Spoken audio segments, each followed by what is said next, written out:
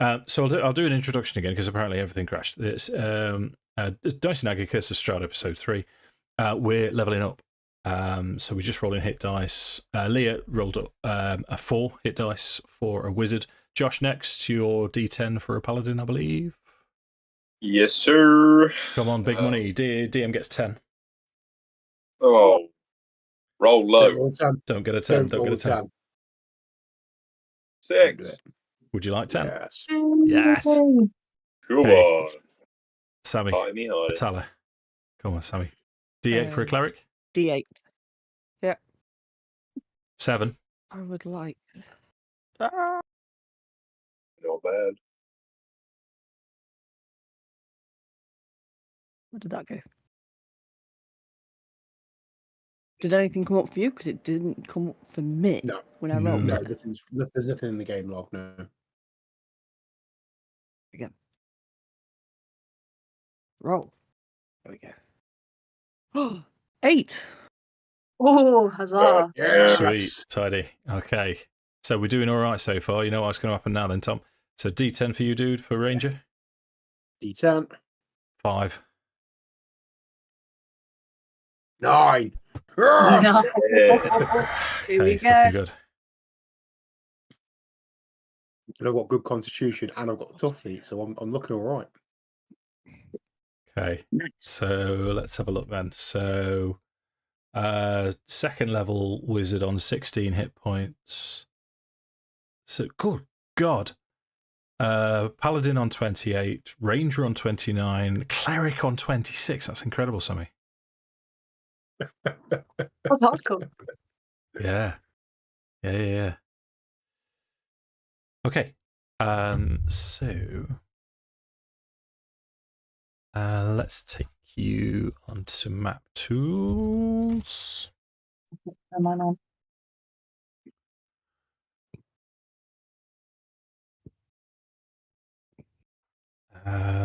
What I'll share with you, this is a combination of fan art and campaign art. So the background is the Durst house fan art, and in the foreground is Thornbolt and Roosevelt Durst.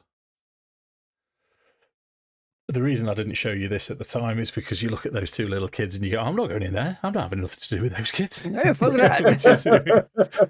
which is sometimes part of the problem with the art from the campaign. It's wonderful art, but scary as shit. So when we left you, you were running away from the mist. You'd come across this village surrounded by mist, and these two children who were frightened because there was a monster in their house, and you went in to investigate.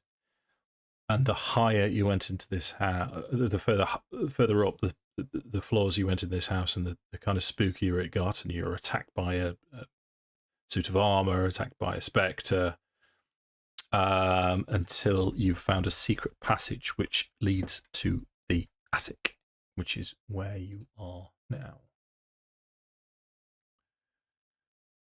So if I force that for you, you're on a landing. I think it was Tala. Was it you, Sammi, that found the secret passage?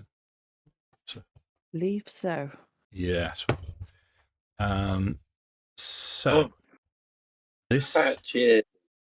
Yeah, and I found patches. There you go, Sammi. Now that you're there, actually, you can control him. Oh, a lovable dog. That's fine. Holy shit, Sammi. Please don't take the dog from us, Mr. Beyond. One thing I won't be able to cope with. Oh, I mean, you had your opportunity to speak out, Sammi. But you mentioned nothing about putting a dog in the game. Nothing's off limit. What I did mention is torture the shit out of you, Sammi. So let's go with it. Fine. Let's see what happens. So you're on this landing. That's a window which is just leading out to a fog-covered street into the back of the house. This door here had a padlock on the outside of it, and you have doors north and south over there and south over here. What would you guys want to do?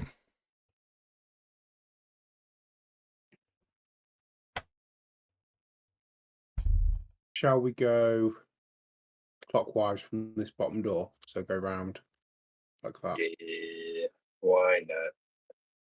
What's behind door number 1? Let's do number 1, please. Okay, that should be open for you then. So Horace is taking the lead. Sure. Oh, Okay. oh. Is it not open much? There you go. So inside this room, as the door creaks open, you can see a simple, slender bed, a nightstand. What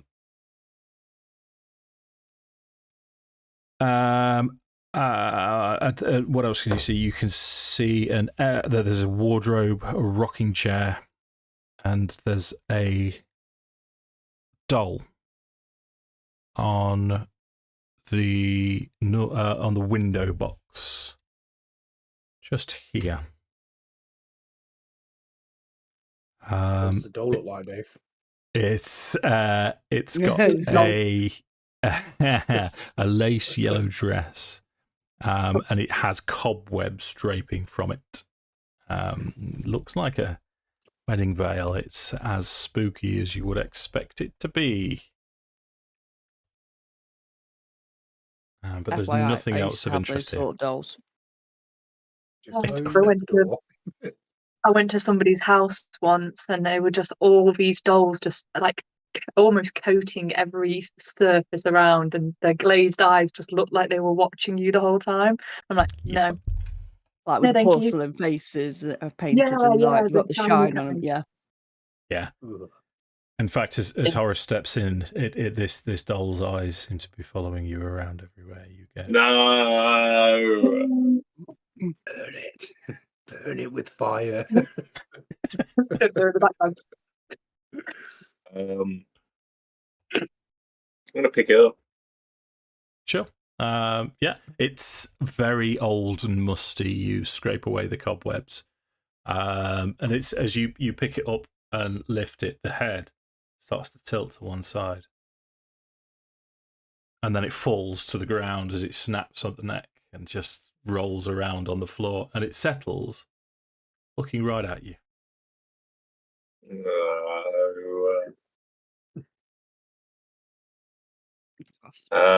I think I would be holding the body, and then I'd walk over and pick the head up and kind of like hold the head up, and I'd almost be moving the head around and seeing if the eyes are actually like focused on me. Make a perception check. Okay.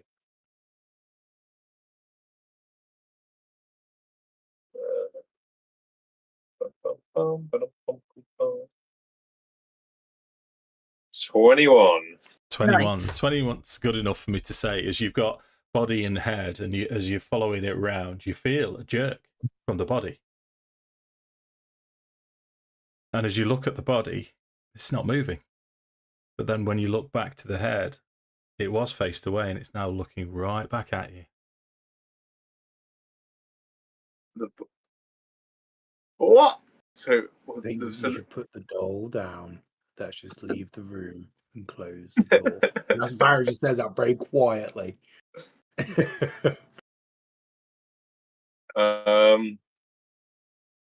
Yeah. Yeah, is Horace would like after feeling that and seeing that, Horace would be like freaked out. He'd be freaking out. So I think he would. Is this like a stove or a furnace? That's a stove. Yes. I'm assuming it's not burning. Not or yet. Is it? Not yet. I think he would just put the doll into the stove, shut the door, and lock it, and then just like, ugh, like shudder and then walk away. Okay, sure. Okay. Where do you want to go next? I suppose we better try the next door. Okay. Thanks, me. Take your pick. You've got 3 to choose from. Should we go this one on the left? Beer? Yeah, I Oh, want this. Yeah, That one there. Yeah. Okay, gotcha. yeah. Okay, that is open for you. This is a dusty chamber, and it's packed with what you assume to be old furniture, and it's all draped with dusty white sheets.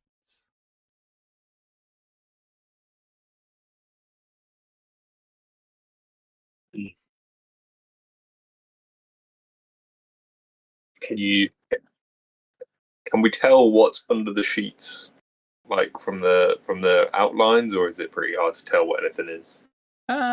You'd make an educated guess at some. This, for example, it seems the way the sheet is falling, it seems to be some kind of armchair. Similarly, this one here. This one is more of a sort of a cuboid shape, so you would guess some kind of chest or something. But a lot of the shapes, you're not sure. It's possible that there's some kind of mannequin inside, or it's like it's draped around a head-shaped shoulders and then it just falls to the ground. We've been an angel in one of these, isn't there? Sorry, poker face. Come on, DM.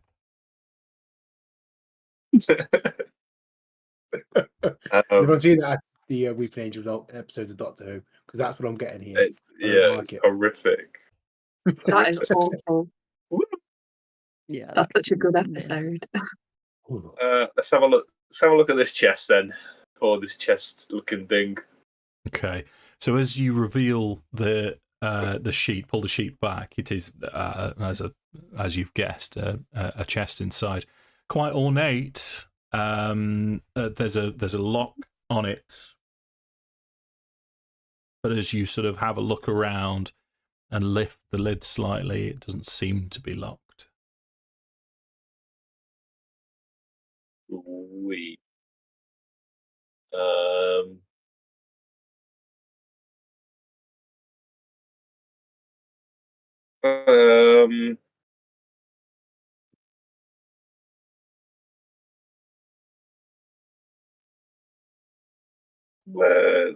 Let's just open it. Why not? Way. So what's the worst that can happen? That's the spirit. So as you sneak this open, the first thing that you can see inside is you think that there's more of the sheets inside, but as it creaks open slightly more, you realise they're not sheets. This is a dress, and you've seen this dress before on the spectre that you killed downstairs. And as you creak the lid all the way open, you can see now the decomposed skeletal form of what you guess to be the nursemaid, the nanny. I think Horace would pretty quickly jump back.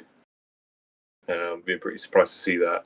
I don't know if the others would see it, but I think he'd turn over and be like, "Well, I was going to say now, at least we know what happened to the nursemaid, but I don't think this actually answers any questions at all." Can Tala make out? I'm assuming that this is quite a old corpse, but is there any identifying signs of what killed the nursemaid, or how? You can have what I'll say for Tala. You can have a medicine check. You can have it with advantage. I'll say so. Thanks.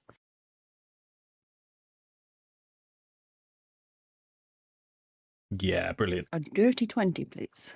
tidy. Yes. So you, I mean, the main reason for advantage was because of who Tala is, but also because you've already seen the ethereal, you've seen the spectral form of this, so you know she had stab wounds on the front, and as you roll her over, the dress has these marks, but you also spot the skeleton underneath has these puncture wounds in the sternum and the rib cage from these 7 or 8 stab marks. And it looks, with a 20, it looks like she's been just dumped here unceremoniously. There's no formality to this. It's just almost as if it was a nuisance, or there's a box upstairs. You know what? Let's just ditch her in there. It's quite disturbing, really. And would I be able to tell from that roll, like the stab wounds, would it be something made with a weapon? Would it be a creature that's sort of clawed into her, or? With a 20, I would happily tell you again, with your history, this is not a creature that you would be aware of. It seems to be, it's more indicative of a blade.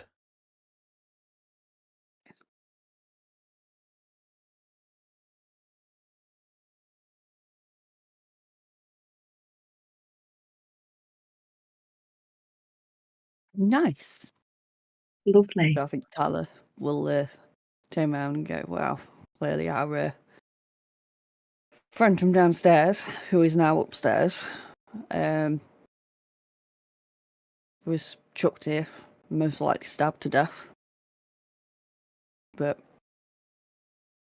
nothing time-wise seems to make sense here. So it could be anyone's guess. But I'd certainly say years.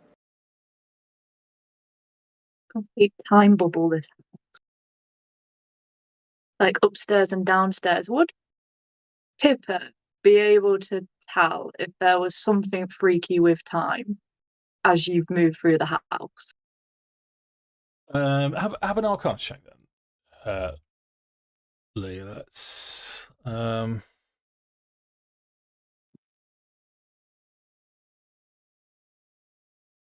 Right, it nearly landed on. I got stressed because I was like, oh, it's nearly a 1, and then I keep forgetting I'm a halfling and I should really be re-rolling those. 17. always remember that. Now that you've mentioned it, I'll try and remind you as well if Oh, you I forget. did it. Yeah. Yeah. So 17. There's no sort of magical disturbance. There's nothing in the air. There's no arcane interference that you can sense as you sort of have a minute and try and tune into what's around you.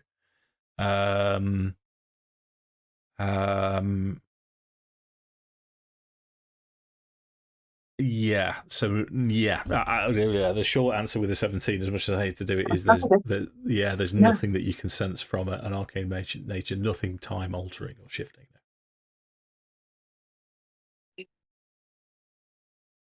I wonder who put her in the box.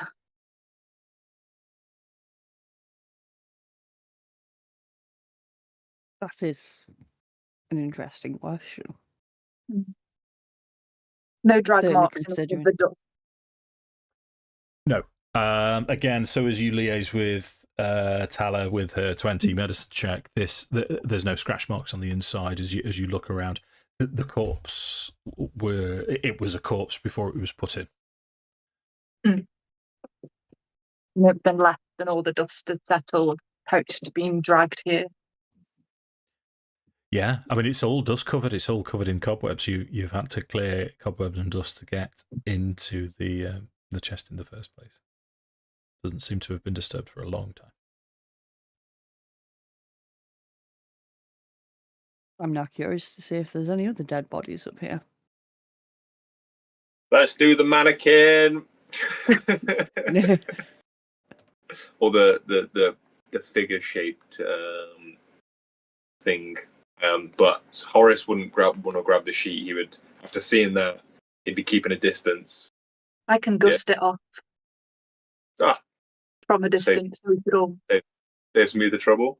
Horace would go and stand behind Pippa. Like, big bastard, like hiding behind a halfling. Okay. Kath. Okay. Go. So as you cast dust, as you reach into your wellspring of magic and cast dust beneath it, the sheet flies off and dust covers the room. As you, the three of you, Pippa, Horace, and Tala, sort of start to cough and splutter. Farrow, inside this mannequin is you, and it's you dead. But then as the dust settles and everyone coughs and splutters and you double take it, it's just a mannequin. It's just a normal clothes horse type mannequin. As the three of you notice, Farrow's gone very pale. So Farrowwood he'd have knocked an arrow, and I think as soon as he'd seen that, he'd have just loosed it. So he might have an arrow sticking out of it now. So you can see Farrow very pale, but and you also hear this thud as this arrow sticks out of the forehead of the mannequin.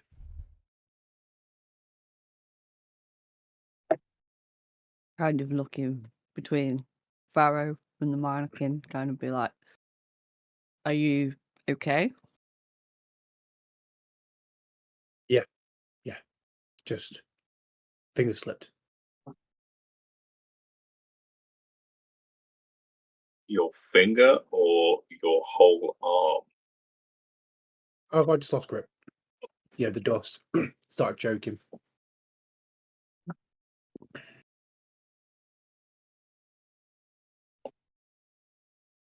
Are we going to play what's on the sheet game or what's behind the door game? I don't like either. I feel like we're delaying the inevitable, moving the sheet. Sure. With We don't like to go from the outside for no reason. with a newfound efficiency, you manage to clear the rest of the sheets, and they're all mundane items. There's nothing distinguishing about any of the other pieces underneath. There are chairs, there are other mannequins. There's you know what? Let's throw an ironing board in. Why not? But nothing else. Nothing else that makes you think. Yeah, that's probably the least scariest thing I could think of, an ironing board. You've got to just to set the mood. Light and shade. Light and shade.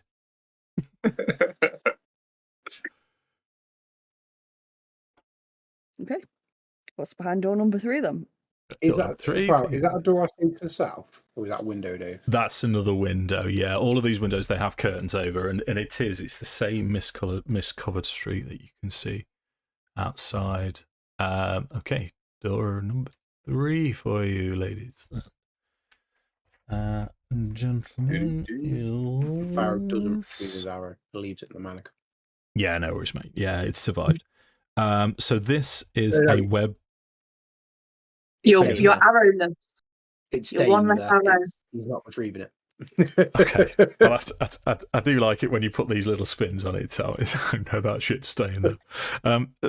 This web-filmed room contains a slender bed, a nightstand, a rocking chair, wardrobe, and a small iron stove.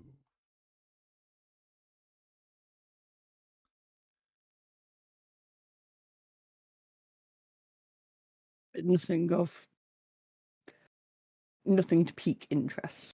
Nothing. No, it's all quite bare. Serviceable, but Can I be a bit soft? Pippa looks at everyone else. I'd rather not leave stabbed nursemaid lady in a chest, crumpled up. Could we move her? Maybe put her on the bed rather than leave her? I would do it, but I'm 3'9". Farrow just nod. Yeah. Thank you. We'll walk over to the chest and just pick her up, and put her on the bed. Yeah. Sure. It feels Yeah, nice better, touch. doesn't it? And then cover her over with one of the covers from. Yeah. Yeah, well, she's mostly skeleton now with just the wisps of hair out. So yeah, it's right to do so. Curtains open, curtains closed. It lets the spirit get out. Okay, go for it.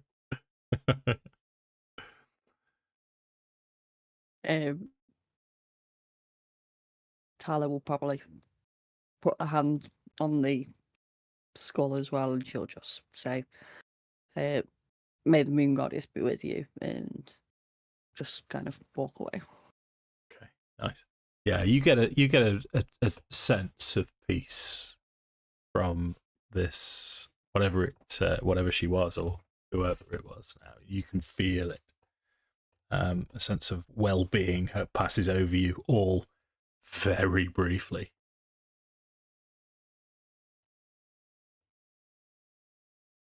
Okay. Farrow's going to look at Horace, give him kind of like a shaky but wiry grin and just say, "Well, hopefully we'll find a max murder behind this door."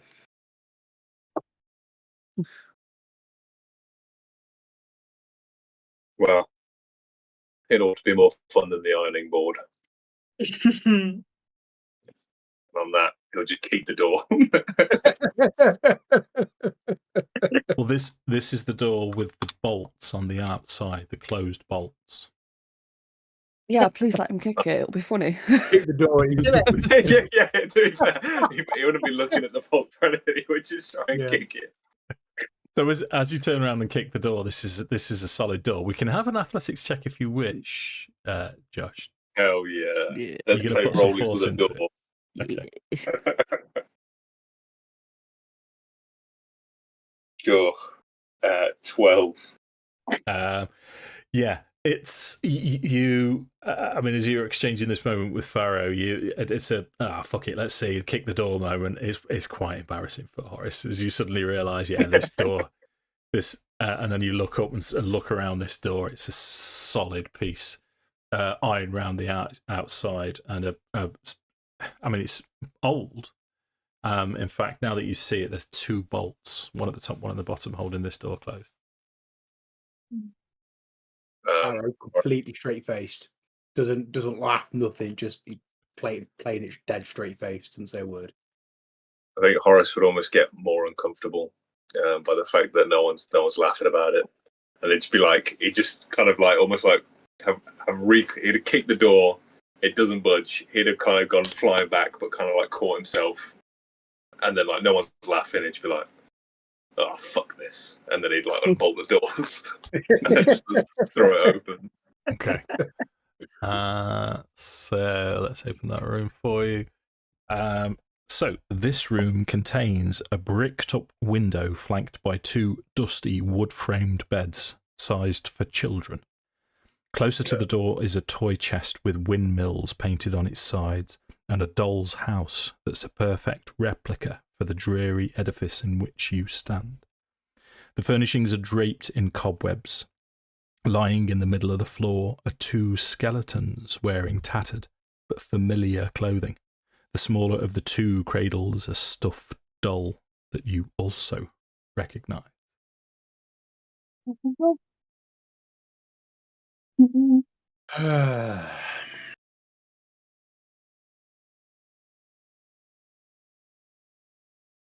Fucking ghosts. Well, you're not the same, mate. If you have ghosts, you have everything. I've heard that before.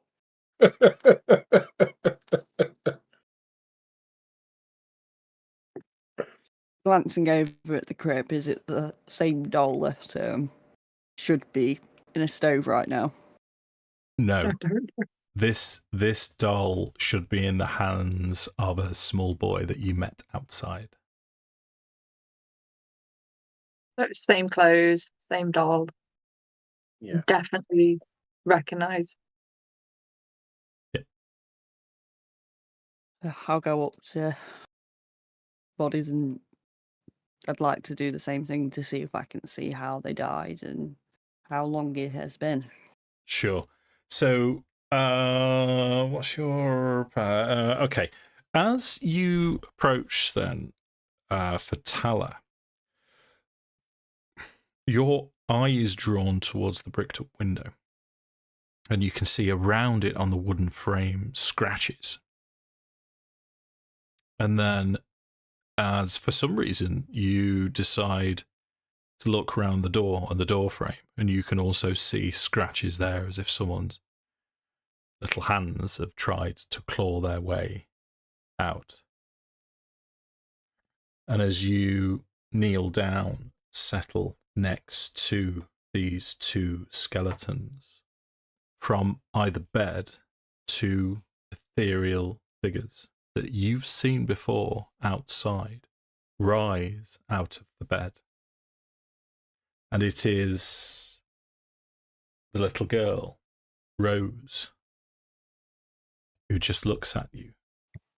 And she will say, "Oh, please don't disturb our bodies. It is nice to see someone, but please don't disturb our bodies."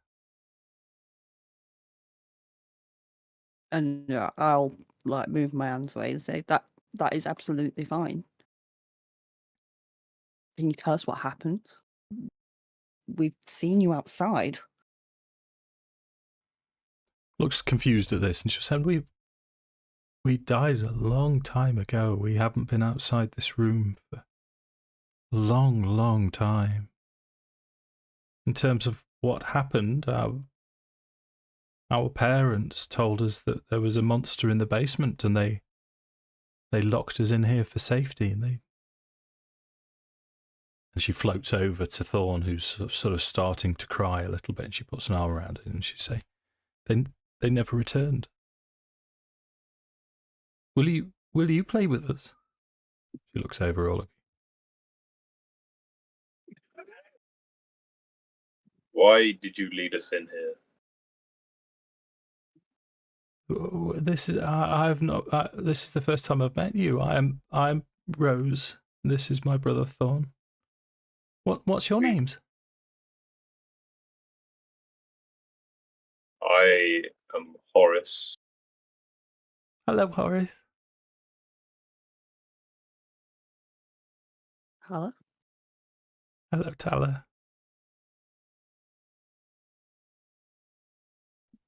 I'll kind of like interrupt and say, "What's behind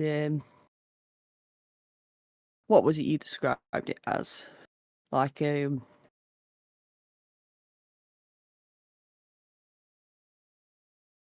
bricked outline."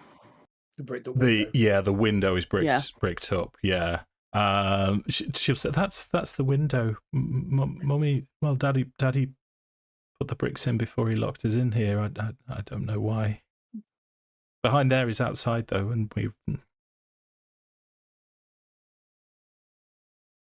Why don't you want us to disturb your bodies? Well, there are bodies. That's well. Do you not want them putting on your beds? Well, that might be nice. Yeah, actually. Yeah. Maybe. Well, if you'll let us, then we can put you to rest. I'm sure you must be tired. We have been awake for a long, long time. I don't think it will work. Would you like to play with us, though? The doll's house over there is an exact copy of the house. We could play anything you want.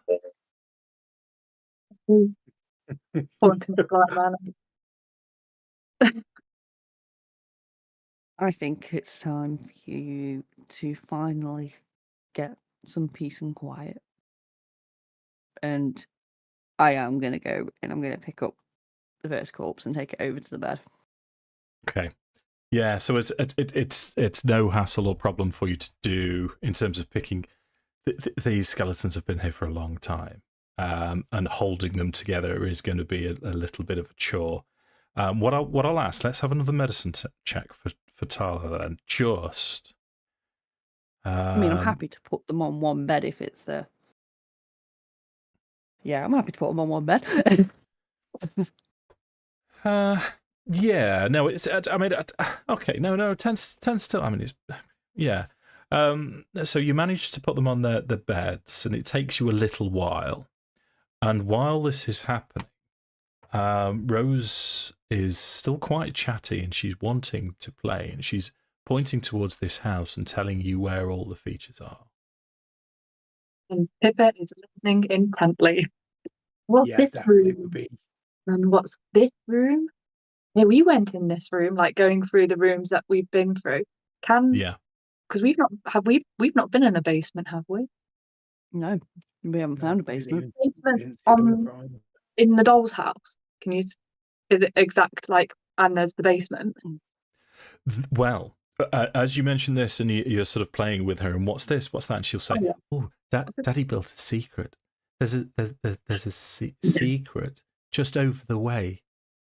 And you can now hear, as soon as she says the word secret, all of you hear this clicking noise coming from the corridor, from the room with the pieces of cloth over the furniture. And then there's a creak as Rose points to what looks like now a chute. And what I'll do is just zoom your map out and tell you that there's a secret door there.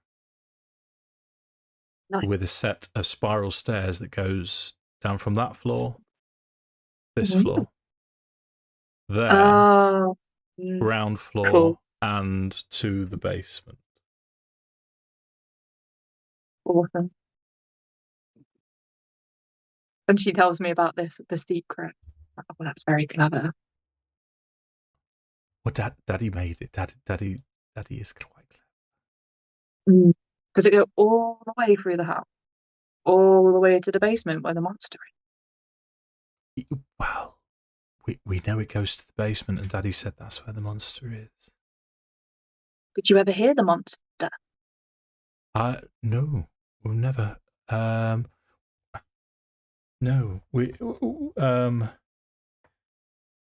no. Daddy just said, just stay here because there is a monster. It's very scary. Well, yeah, it was quite scary being trapped here together. Perhaps will you play with us? Can we play a game? What would you like to play? Oh, can we play with our dolls in the doll's house?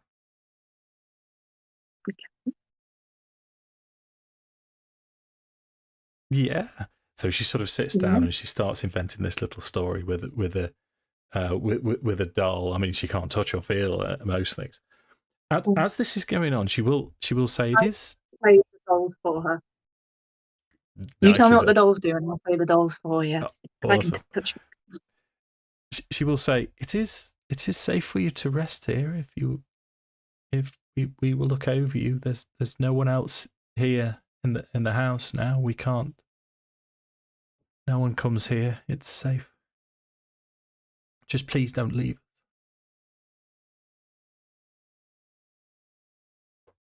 The dog.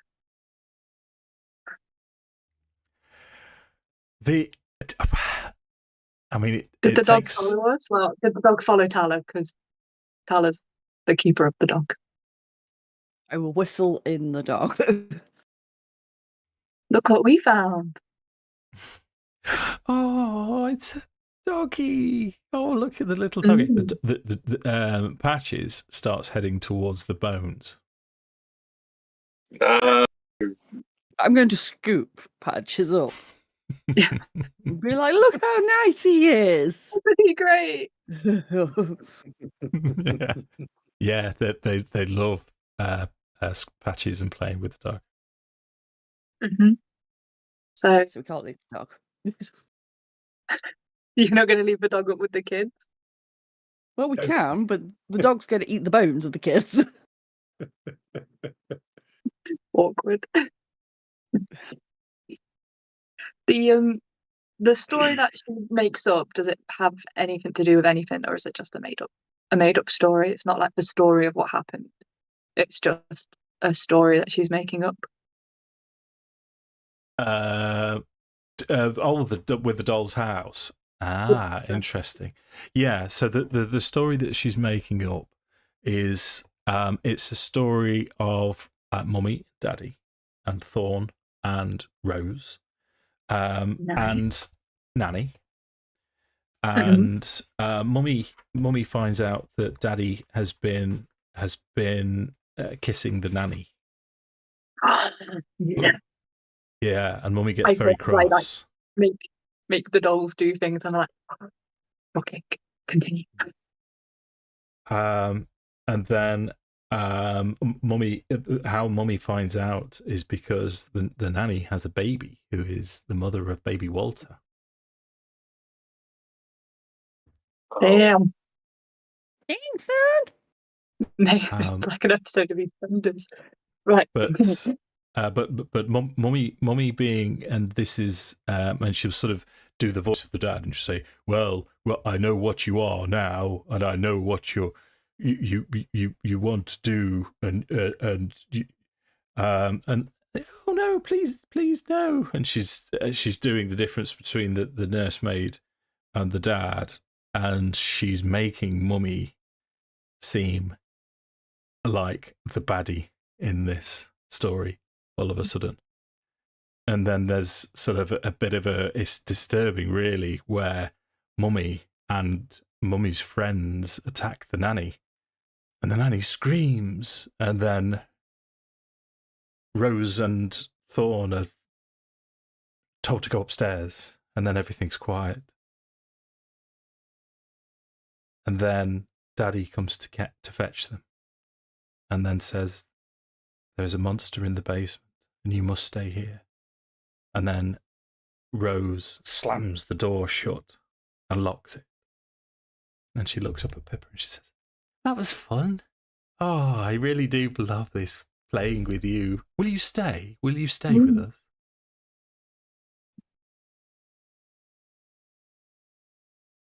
I think,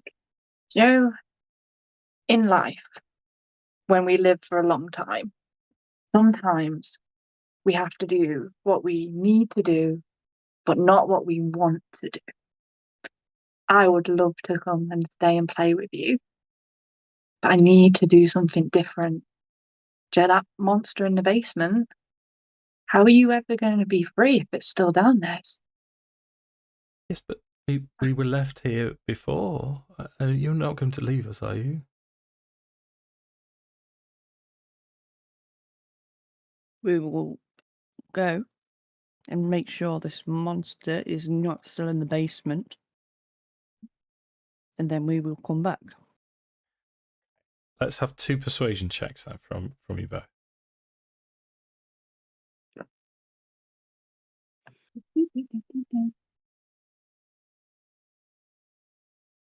If I roll better. Nope, better than me. 11. Damn it. Daddy said to us that he'd come back for us, and Daddy never came back. You won't leave us, will you? Stay. Come on. We'll look over you while you rest. You have a sleep, and then we can play again tomorrow. Rose, why don't you take a good look? And you're going to clap Horace on the shoulder. My friend Horace here. He isn't the kind of man that doesn't come back. There's a big man with a big sword. I thought you were going to say something else then. Big beard. Roll persuasion. A big bushy beard. Bushy beard. It's all for the greater good. Go on, Tom. Roll persuasion. You're good. Great, you're good. This isn't going to go well, but I'm going to give it a go. Yeah, 6. Yeah, well, Daddy was strong and brave, but he never came back for us. You will stay. I know you'll stay. You won't leave us.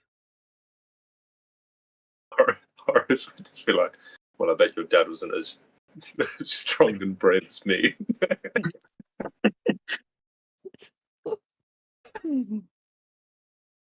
Well, he also wasn't as conceited, but let's move on. That's a good word. That's a big, Good that's a word. big word for your girl your age. That is indeed. You're not walking around with advanced science books, are you? Cut that bit. Cut that bit. I couldn't help myself. Do they look? I know they're ghosts, but do they look scary to Pippa? Like, do they look like they've got another gear they could switch into? Because we had scary nursemaid was just floating, and then got very, very scary nursemaid. Do they have a similar feeling? Like, if we were to upset them, they would become very upset. Okay, roll an insight for me then.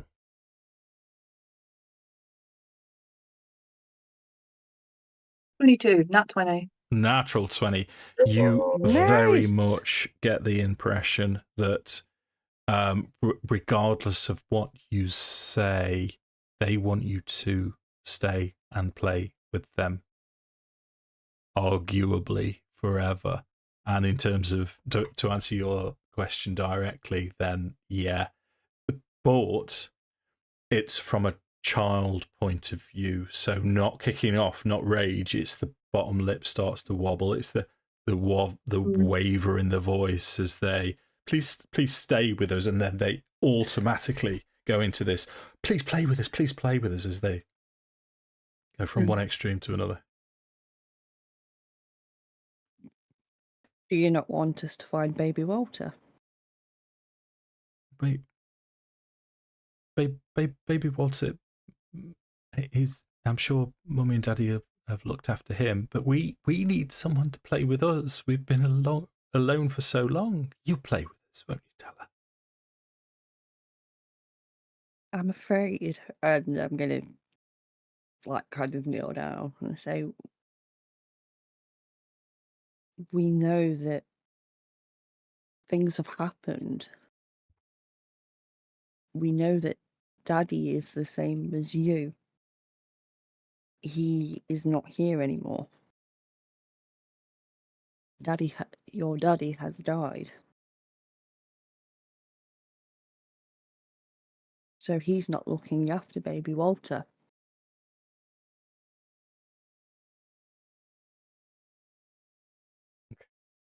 So at this, Thorn starts crying, and he, for the first time, sort of chimes in, and he'll sort of say, Tell us it's not true. Tell us it's not true. And she sort of floats over to him, and she sort of casts daggers at Tala. You've upset Thorn now.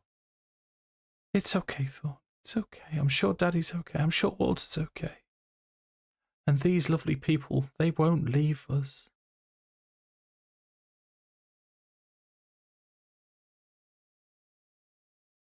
I think Horace would step outside of the room,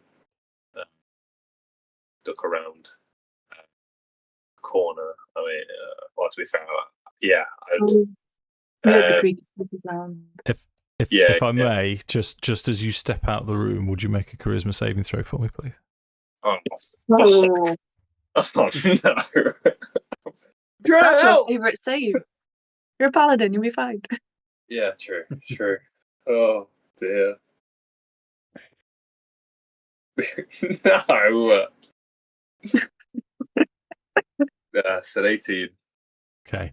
So as the rest of you, you're all. I'm going to put you all in there because you've all been talking to them. And as Horace steps out, Rose turns round and then flies straight up to the threshold. And she seems to be trying to cling onto you and hold on to you as you step over the door, and she can't get through the door. And now she starts crying as well. And she, don't leave, don't, please. And she turns back towards Tala and Pippa and Farrow, and she's just crying, just head down, crying, stood in the doorway. I think Horace should kind of be there. He'd be like, my friends here, they're not leaving. I will be back momentarily. I just need you to be patient. Okay, I have a persuasion on that then.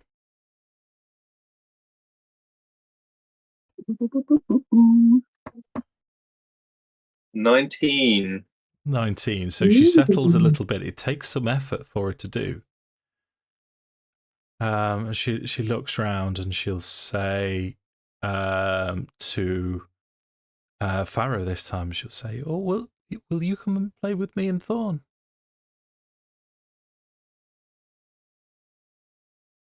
I think Horace would kind of just, if they're looking around to Horace would kind of just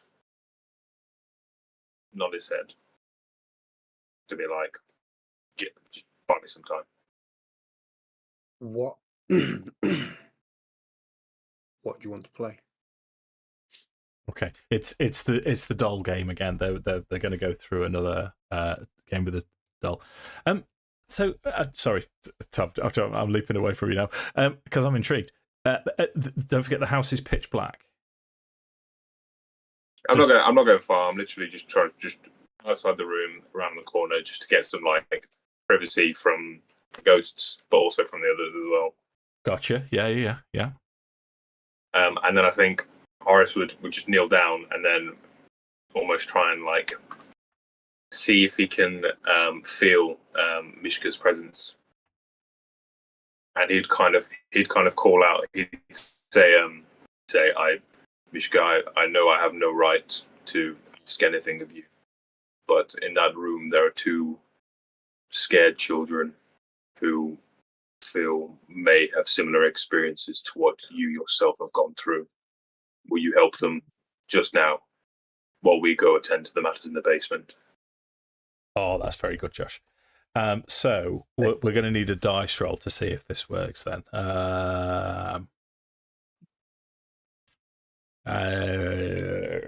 What should we have? We'll have a charisma check, shall we?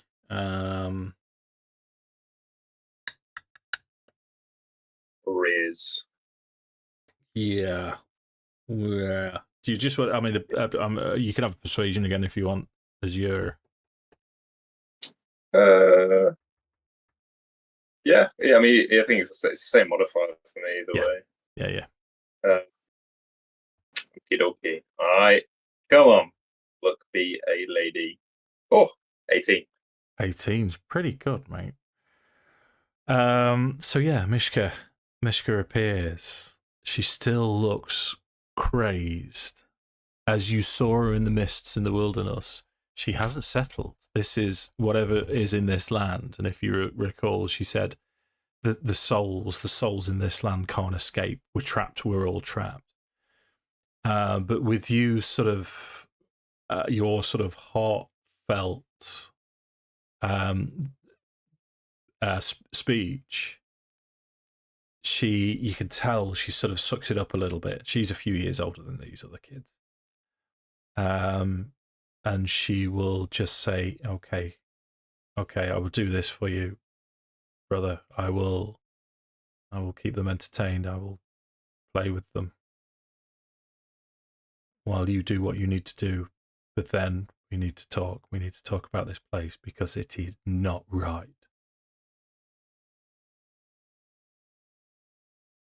Horace will. It's almost kind of like he'd still kind of be having a really hard time looking at her.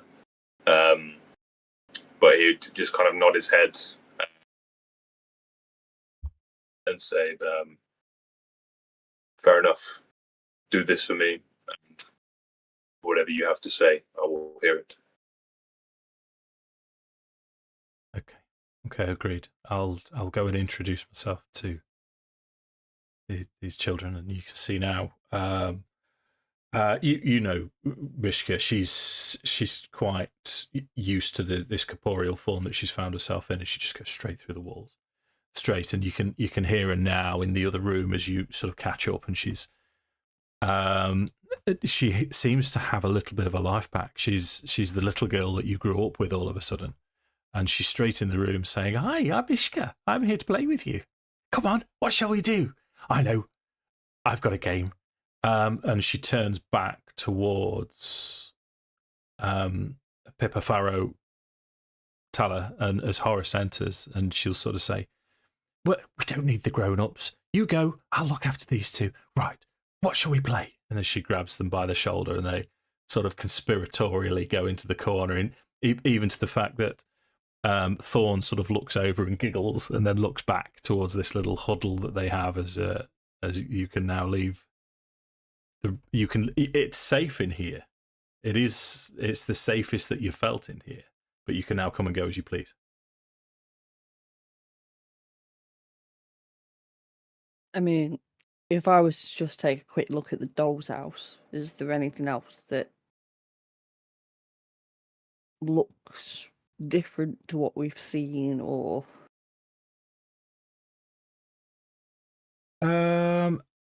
you've been reasonably thorough.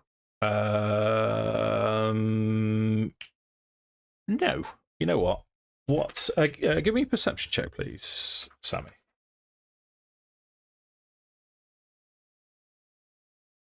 no? That's a natural one. Okay. Yeah.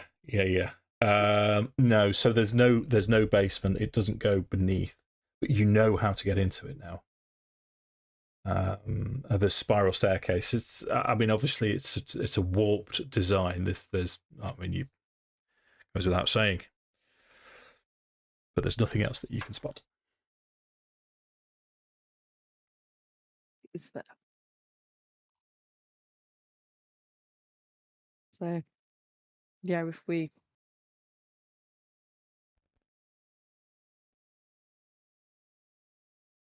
go out then to hall. Yep. And go to where the wall is, where this supposed mystery staircase is. Yeah. So I mean, is it open now, or? Yes, it is completely open. It's a narrow spiral staircase made of creaky wood. It's a 5 foot wide shaft, mortared stone, thick cobwebs. I mean, this is. I mean, it looks. There's that much, cobwebs there that it feels as if you could probably stand on it. But it's very thick. But it spirals down, and you can make your way down if you wish. Have we still got a light source up at the moment? Yep. I can just re-up. It's a cantrip, so I can just re-up light. That's fine. I mean, you can do that as well. Yep. So, yeah. My staff. I assume we're descending. Yeah. Okay. Who's going down first? Horace I'd be able to lead. Just as we were passing, like as I pass back, go past the as I go back past the doorway as well, I'd kind of like just take a second though and just it'll be the first time for a while that I've actually seen like Mishka as her old self.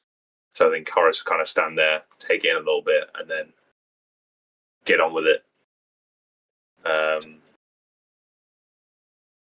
And then I'd be happy to lead down the stairway. I'd turn to the others before kind of going down and just say, who knows what we're going to find down there. I'm hoping that the mother is going to be dead like the rest of them, but who knows at this point. Ready? I'm going to assume it's either the mother or the child. No. Mm-hmm. Maybe both. Not limit ourselves. Let's not limit ourselves. Hopefully, there's nothing down there. But I think that might be being a little bit too positive for this day.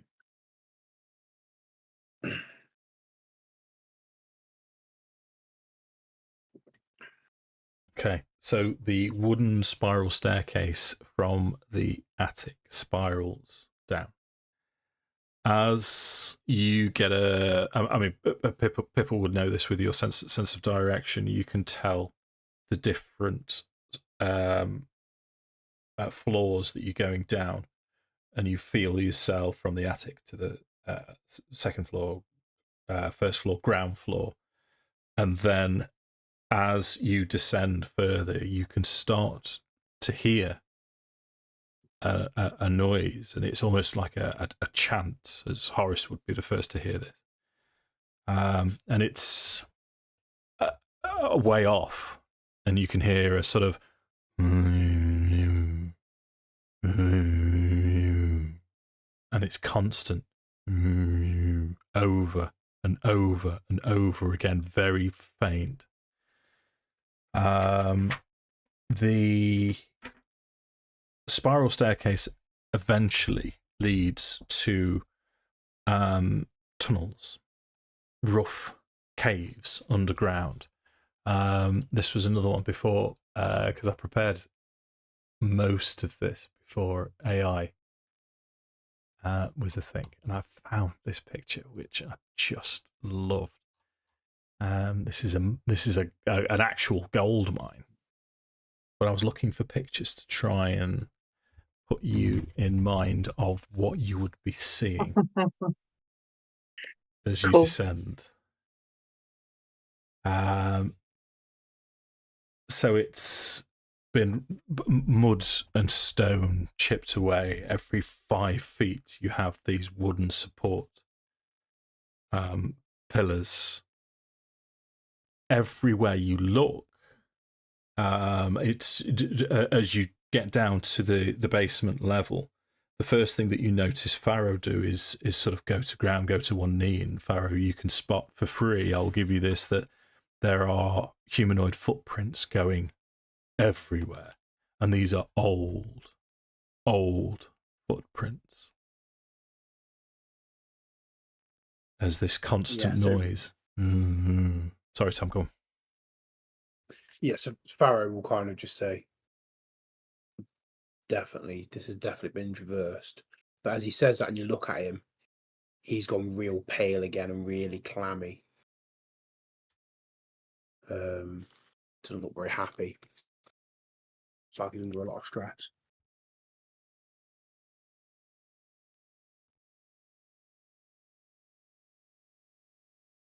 Okay. Lovely. So, this is what you can currently see. I'm going to have a very brief disclaimer before we continue.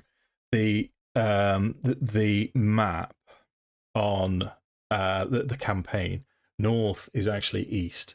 So if I'm reading descriptions and I say south, it's not actually south. So what we're going to do is north is up. Just north is up. Thank you. Yeah. Because it's every time I run this, it spins my tiny little brain. So. Yeah. So the corridor in front of you goes east, and you can see that there are passages to the north and south as well. So we've got light on Pippa still, I believe. Yep. Any other source of light? I can. Sorry. I can always do one. I can always use dancing lights, which is cantrip. For as and when we need it, whether we want to use it now or in a bit. Okay. Just make sure I've got everyone. I also have a hooded lantern, but obviously Can to do we that, I've got to light it? hold it. Yeah, I've got Can we- one. I can light it. Just Can we see the footprints on the floor? I'm asking on behalf of Farrow. Could Farrow see if it's different kinds of footprints? Is it one person going back and forward again and again and again? Is it groups of people going backwards and forwards again and again and again? Because Rose said Mum and her friends. yeah. Does this look Mum and friends, or does this look? Yeah. This is Not- Mum and friends. This is groups of people going backwards and forwards. Amazing. That's great. But they are old. So hard to maintain friendships in your adulthood. Like, good for her. So I mean, I've kind of. we... Oh, sorry. Go on, Tom. Sorry. I was going to say, from where we're standing, can we hear this murmur, so to speak? Can we hear it in a particular direction? Or is it From echoing all round? Echoing all around. Yeah, distinctly echoing all around. So you can't differentiate between north and south. Seems to be coming from both at the minute, yeah.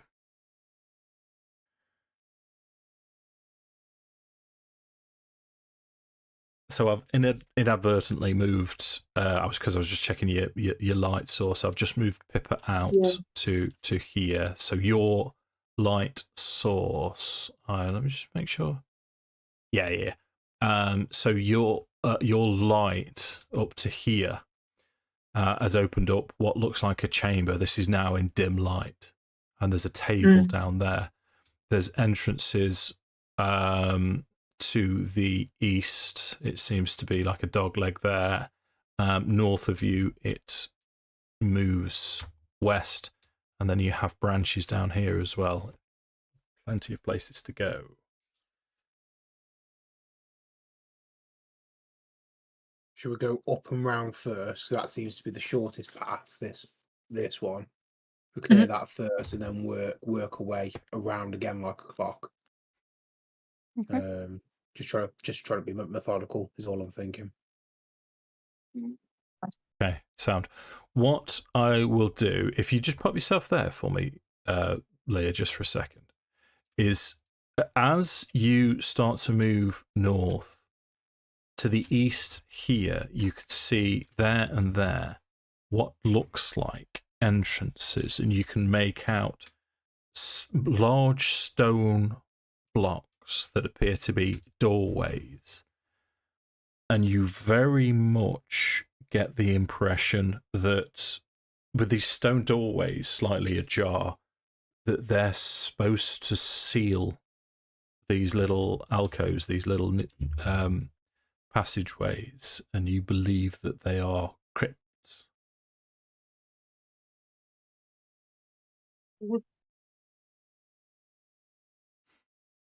Nice.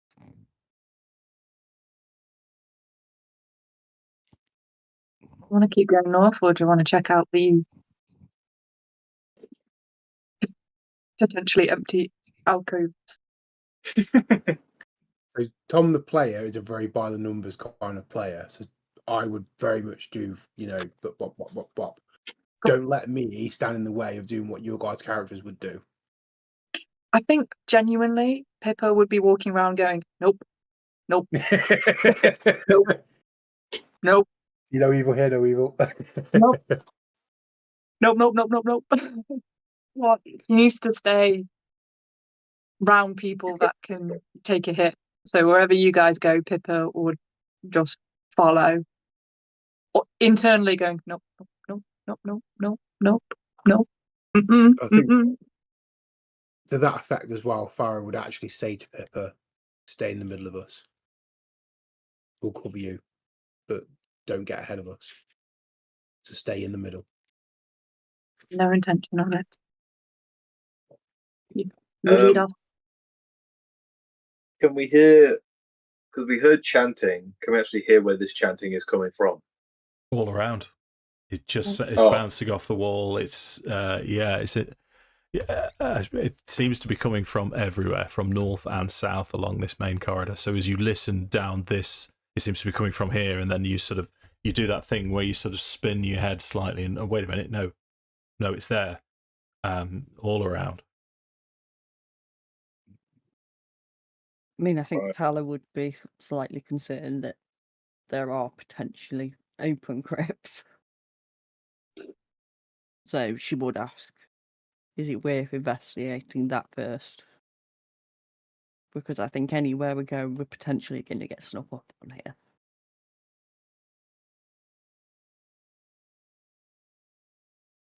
Yeah, but let's do it smart. So one of us holds the back. We can see there's two legs. We fan out that way. We block the passages. We keep Pippa in the middle. Let's keep formation. Okay. I think at this point I would cast Dancing Lights. Yeah, cool. So, yeah, I kind of wave my hand, and I would do, as I release it, just kind of 4 small orbs just kind of float from my hand.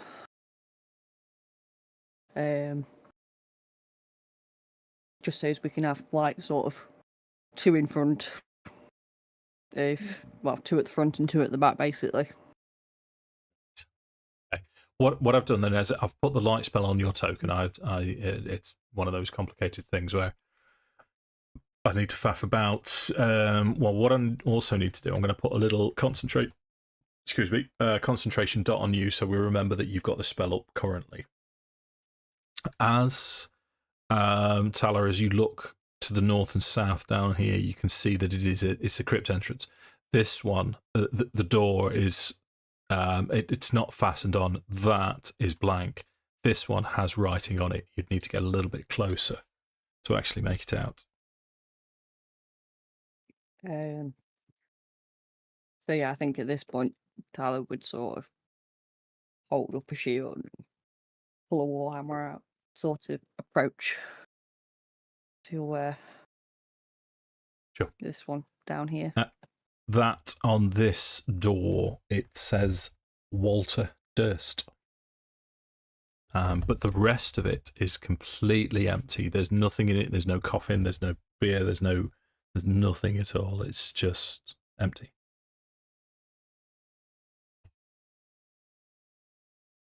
And the same on the other one. So there's no inscription. But No there's inscription on that nothing one. in the That's crypt either. yeah, just empty. Just completely bare. Mm-hmm.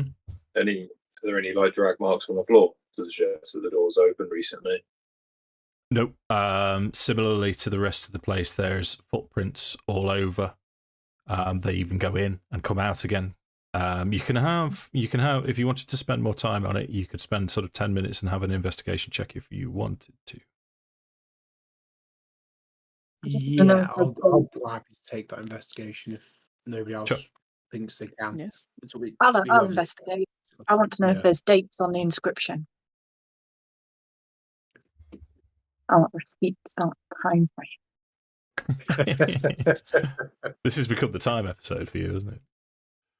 Yeah, like what time is it? Like this must be so trippy for Pippa to be in a place almost outside of time. But yeah, Pippa will have a look. That's a 26, natural 20. Natural That's not 20. bad. Yeah. Okay. That 20 is just my life. So as you're looking around, natural 20 for investigation, you can tell there's footprints that seem to have ledged these large stone doors in a specific way, almost on purpose to keep them open. There are other footprints going north and south, and the indentations are more, there's more depth to the indentations, so you would guess that further down south they would have been carrying something heavy. And as you get you sort of start to get curious, and the edge of your light spell, you start moving forwards as if I may, I'll say for Farrow. So Farrow sort of, you start to move past him, and Farrow's like, Farrow puts a hand on your shoulder and he stops you from going any further. But you can see that these indentations go east and west here. There's something is being carried that's heavier to the east and west. There. Yeah, and I point that out. Like, can you see? Not just me who thinks they look deeper, does it? No, I'll certainly take your expert opinion.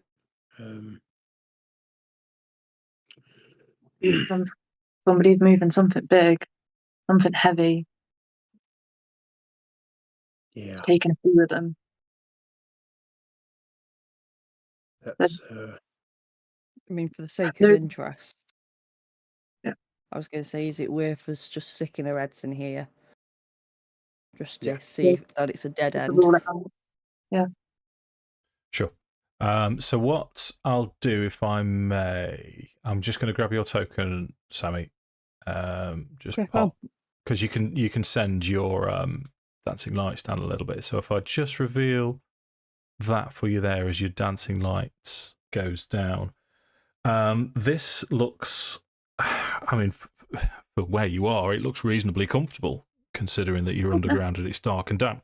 But there's a wooden table, 4 chairs, and it appears to be some kind of quarter. There's, you can imagine someone sat around there, perhaps having a game of cards or just reading or passing the time. But as you get a little bit closer, you can also see what looks like sort of sleeping cubicles, small straw mattresses, ancient, old, not been used for a long, long time, against the wall. As you get closer, you can hear chanting coming from south, and it's the same chanting, and it's still all around. You get the impression this is not a dead end.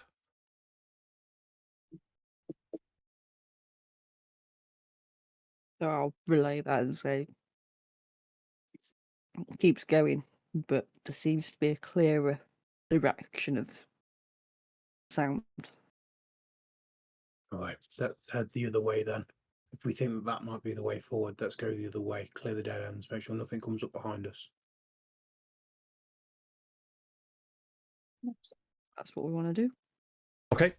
So with your natural 20 investigation, I'm gonna let it carry over. Oh, thank you. So no, you're quite welcome. So here, and then in place. Oh, let me just grab.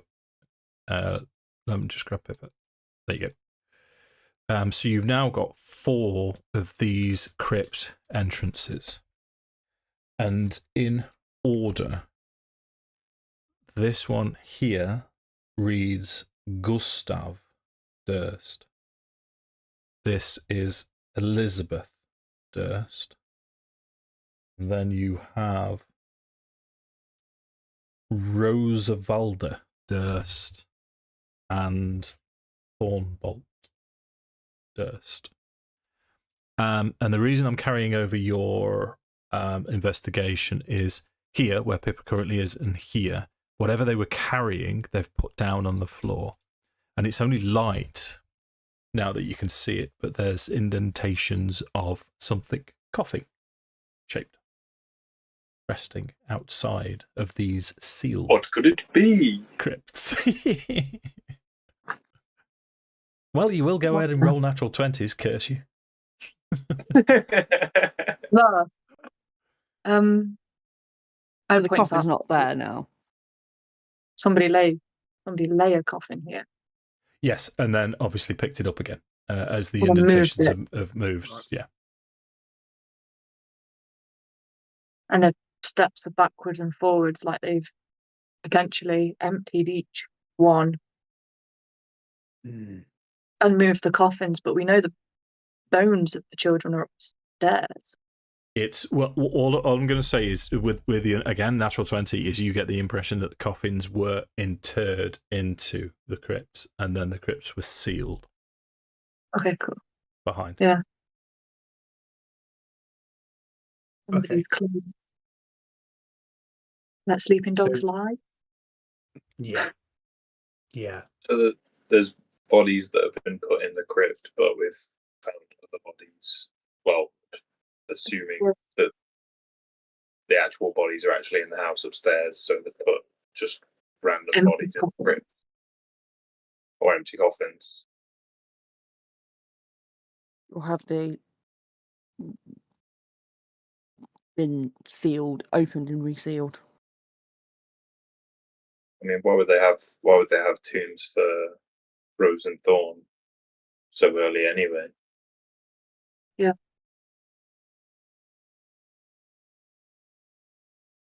Unless this either happened after the fact or they were planning for this to happen. Mm.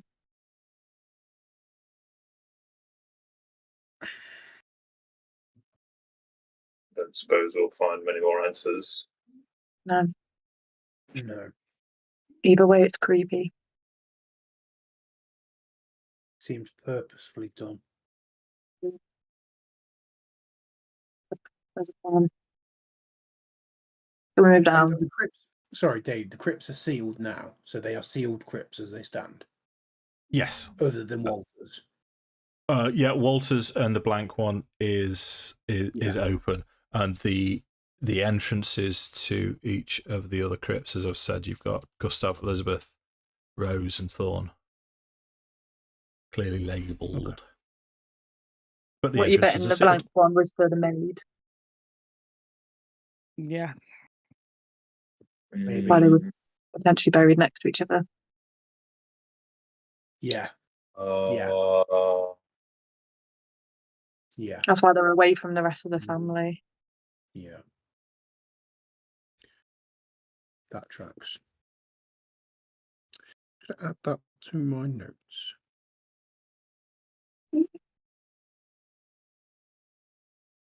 Yeah. Okay, so you seem to be moving down south. The room that you've moved into is reminiscent of a dining hall. You can see a plain. It's a plain wooden table flanked by long benches.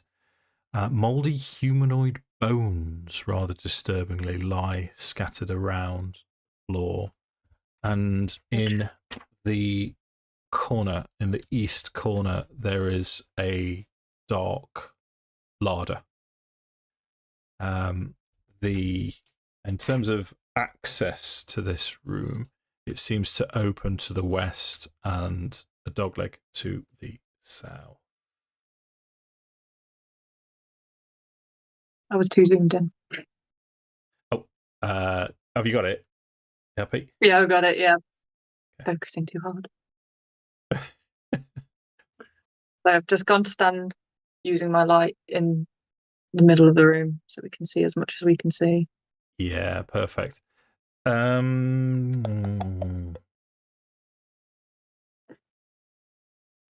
Okay. So you're having Horace having a look around in the alcove? Yeah. Yeah, let's roll initiative. Oh fuck. Why? Roll to go first. Oh, fuck's sake. Go, it's going to be fine. Nobody panic. You lucky people, you all have passive perception high enough to see as Horace approaches this alcove here, this snake type creature that was coiled quite stealthily into the shadow, and it seemed to be shifting as Pippa was moving around. Suddenly lurches up as its maw opens. You can see a beak in the middle as these 4 tentacles of this snake type creature sort of split open, ready to rear against Horace. But Horace, you are first to react. I'm going to move you down, Sammi. I'm assuming, would you, unless you were staying at the back, were you? No, I just left my token there. Yeah. No, I thought so, mate. You're welcome to move it down. Yeah. Wherever you deem fit. Okay, you can go there. I've lost Patches, though. Did you not move Patches with us? I did. Chewing on some bones upstairs. Yeah, probably. Yeah. Right, bear with me. I want Patches. Brutal. There it is. It's because he's so little. Look, there's only going to be one survivor of this whole campaign. It can be Patches. It'll give you Patches. Right. Okay. Sorry about that. Yeah. So, Horace, which was your the French version of your name. Have you changed? Okay. What do you want to do? 5 out of 10. Well, I mean, I'm gonna thwack him.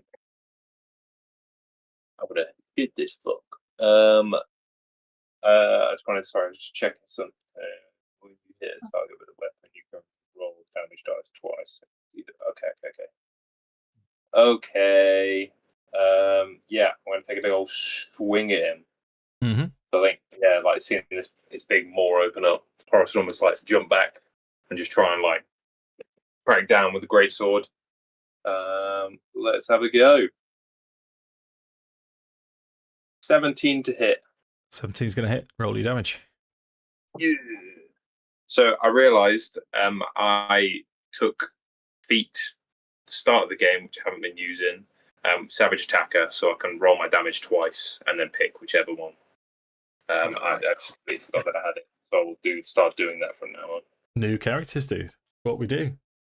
I I think you're doing 14 damage, though. Yeah. I think so. We'll take it. We'll take it. Okay, anything else? I will.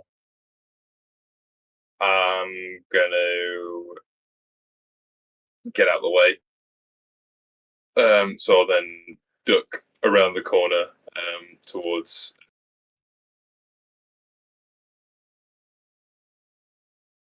Sure. So Tala, your turn. I think Tala's going to be a bit like, what the fuck is that? And yeah, Tala's actually going to take a couple of steps back. And I would like to cast Truly Word on it, please. Tidy. Right, roll to hit. 16. 16 hits. Your damage is.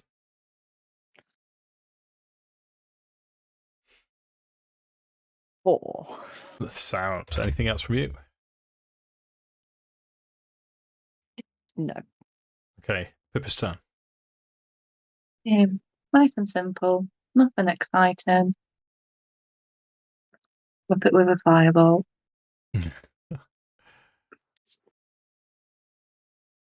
Ooh, 16. 16 hits.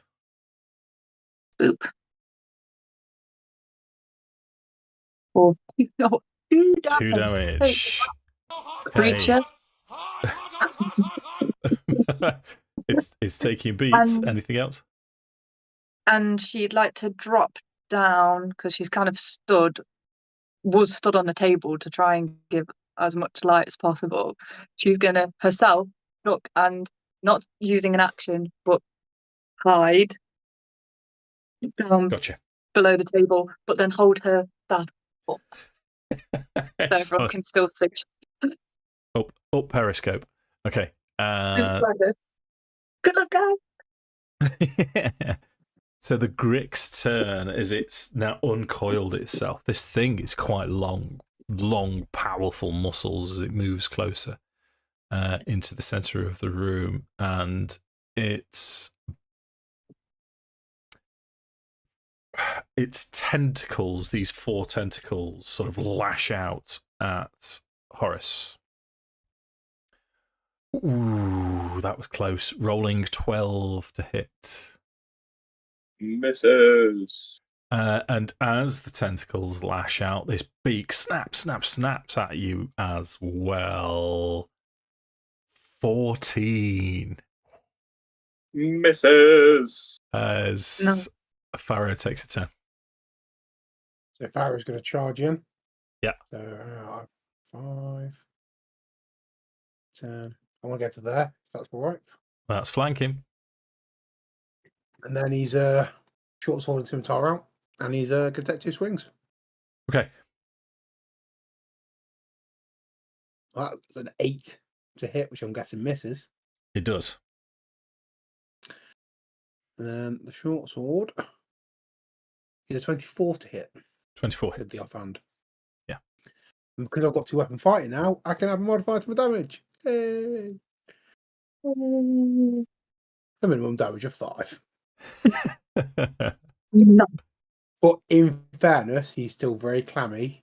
Still looks a little bit shaken. So In rolls fairness. rolls reflect the state of the character at the moment. So I'm quite happy with that. Art and life, Tom. Art and life. Anything else? That is everything. I'm gonna, Okay. Save. Horace, who occasionally I'm going to refer to as Big Lad, because your token's bigger than everyone else's. I did make him slightly bigger than everyone else. Bigger. Horace's turn. Hell yeah. I'm gonna do it again. But this Okay. time, I'm gonna put some welly behind it. Fuck it. Well, all right. We'll see. We'll see if we land first. So I'm gonna take a swing with the great sword. Yep. Boom. 11. Misses. All right. Josh, Idiot. you're using the greatsword, aren't you? I am. Do you have weapon mastery with the greatsword? I do. Oh, I do. Brilliant. Yes. Got you, buddy. I've got you. I've been there. I Thank couldn't you. use it. My paladin wasn't 2024, but I've got you, It's, mate. it's literally right there, and I'm still missing it. Thank you. So yeah, so I have I get grace. So if my attack roll with a greatsword misses a creature, I can deal damage equal to the ability modifier used to make the attack.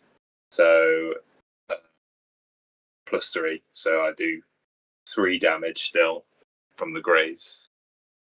Thanks, Okay. Tom. Which would look pretty cool as well, because I was about to say you bring your sword down onto the floor, but you bring your sword down onto the floor against its flank, against it, like a chunk of its tail. As it flies off, as it now rears back and makes this horrible hissing noise in your direction. Anything else from Horace? I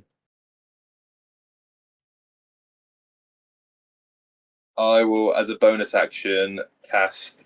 Oh. No, we're good. Okay. We're good. Come on, Sammi. Thank you.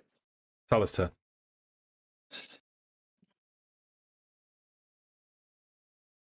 I think Tala is going to rinse and repeat with staying out the way and with Holy Word. Go for it. 17 hits. Your damage is 2. 2. Chipping away. Anything else? No, that's it. Okay, Pippa. Excitingly, same again. Another firebolt at it. Yeah. 24. Your damage is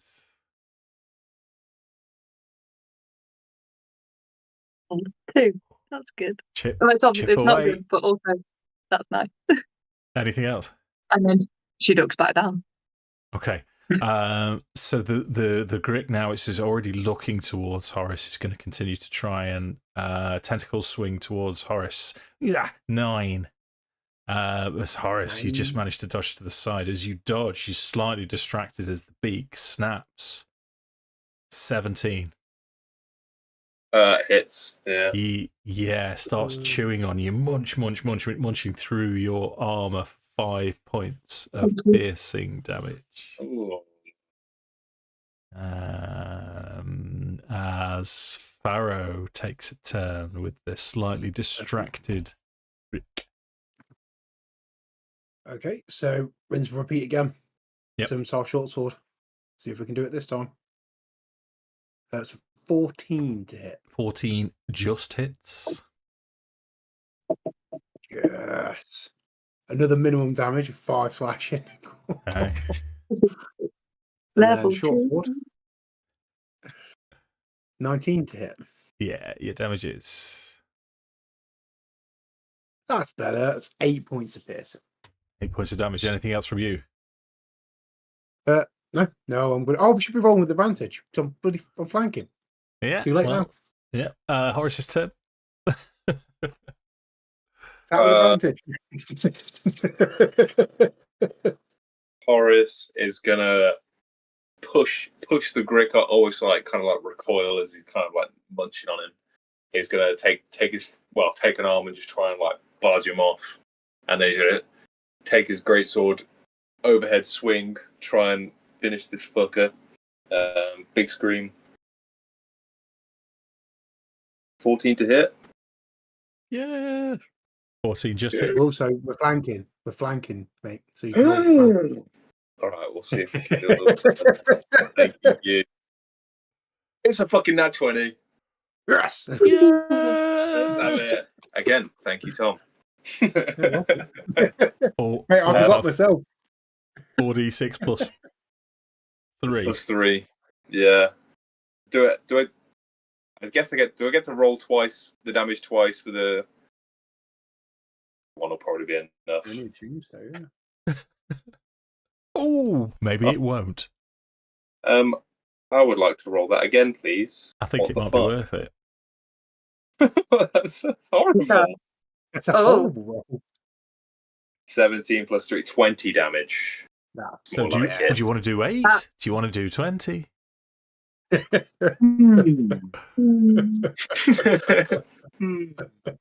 So hard. Give me a minute to think about that one. Well, it was on 9. How would you like to kill the Grick? So yeah, shoves it off, screams, brings the greatsword down, splits it clean in half, straight down the middle. Tidy, yeah.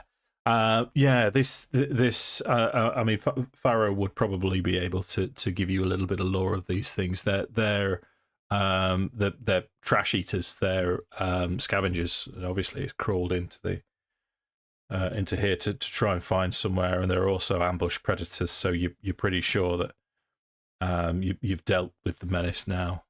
A question I didn't ask. I always meant to ask at the start. How late can we play till this evening? Do we have a cut-off point? I mean, I'm probably coming down with a migraine, but otherwise. Oh whenever. no! Oh no! Take some Have you, legal drugs. Take legal drugs. Medicine. I Take have my medicine. legal drugs. I take all of the pharmaceuticals. Yeah. oh, you okay carrying on for a bit? Yeah. Yeah. Shout up when you've had enough.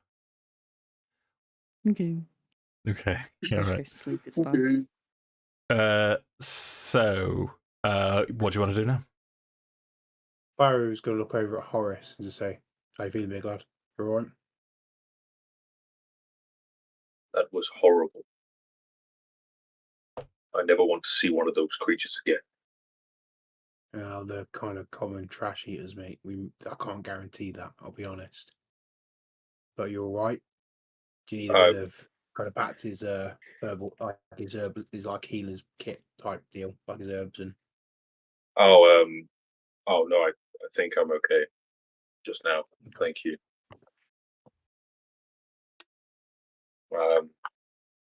Where should we head next? Well, that's the question, isn't it? I mean, paths everywhere. This place is like a bloody labyrinth. Mm.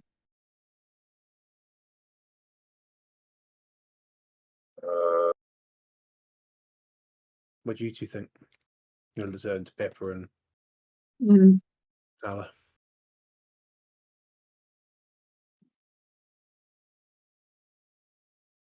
It's just listening out. Can't hear anybody coming. No one heard us.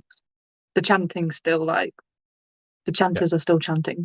Yeah, they are. Cool. And from here, it is very much all around us. Still 6 all of 1. around. Half of the Yeah, absolutely. Yeah, so it's still coming down this corridor. It's coming from the west and from the. You know what? Now that you're here, yeah, it's coming from all around. It's coming from all around. You just can't discern where it's coming from exactly. Mm.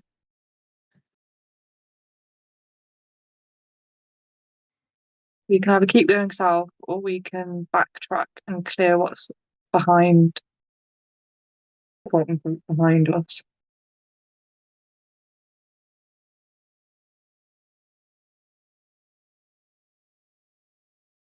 I feel we should go south.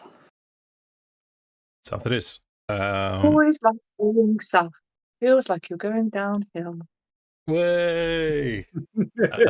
First official. So you've got a dog leg going down, and then it does bifurcate and goes west at that point. Who's the light bearer? There you go. Light bearer. Light bearer. You have your choice of two. It's fine. Okay. There is, as you start to enter this passageway, there is. What's your marching order, by the way? Is Horace up front? Farrow will be keeping rear guard, I think. Farrow at the I'd be rear. thinking whoever was going first, because I'd want to light the way for whoever was going first. So Like, Horace, Pippa. Tala and then Farrow. Gotcha. Okay. So, Horace, as you step round this corridor here, No. let's roll initiative. Let's swap you around. Where did Pippa go? come here. Is she underneath Horace? Nice. Nice. Whoa. Fucking hell. Jesus, wow. That's a There we go. natural 20. Nice. My God. Beautiful. It's so beautiful. Mine was in that. Oh, yeah, mine was nat 22. But it's just 22, 26. Oh, okay. Yeah, +4 dex, and then the alert feat will do that for you. Oh, yeah. No, that helps. Big stinky dex, man. So, as you step onto the middle way there, something's gone wrong with map tools. Well, I'm not. It'll catch up, I'm sure. 4 ghoulish entities, corporeal, full-blooded death ghouls rise from the ground as Farrow. So momentarily, Horace and Pippa, you're sort of stunned as these things rise out of the ground, and it's Farrow that's first to react. However, what can you see? I don't think I can just about see a clipping of That one. this fella. Yeah. But I don't think I've got enough. Because do I have to use 10 feet of movement to pass an occupied square? Yes, you do, because we've got a halfling that that can get through without. So it's a. So I can't get through to fight these close up anyway. I haven't got the movement. Because it'd be 30 feet and I'd be stuck on Horace's square, I think. 10, 20, 30, yeah. So I can't. But I do have a bow. And I can see about half of this guy, so I would suspect he's going to get cover. Mm-hmm. But I'll take a shot with the longbow. Okay, go for it.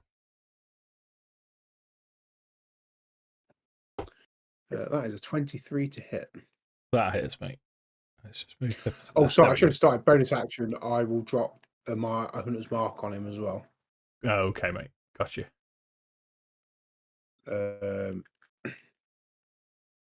So he will take 9 points of piercing Ooh. damage Yeah, man.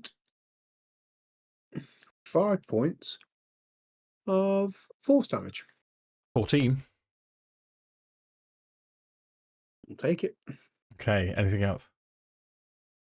I can't do anything else really, so I will stand there like a lemon. Like a lemon. So Horace's turn.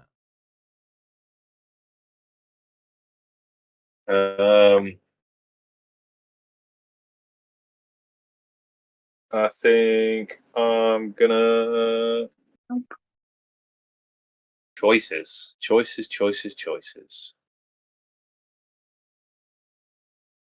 I think Horace would always be walking down the corridor with like sword out anyway. Then these guys have appeared, and I think the arrow whipping past his head be enough to almost like spook Horace to the point where he jumps, and, like swings, like almost like reacting.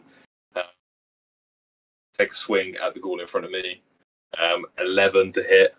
11's going to miss. Nay. We say nay. So in that case, I'm just gonna get out of the way. Okay. So that's going to provoke an opportunity attack from the one this side. Yeah, that's so fine. he's going to use his reaction to claw for you. That's a 13 to hit, Horace. Misses. Misses. This school that's already been marked will try and claw for you as well. Smithy. He rolls an natural 1. As I haven't given them numbers of. Right. It is this ghoul's turn at the back. A bit.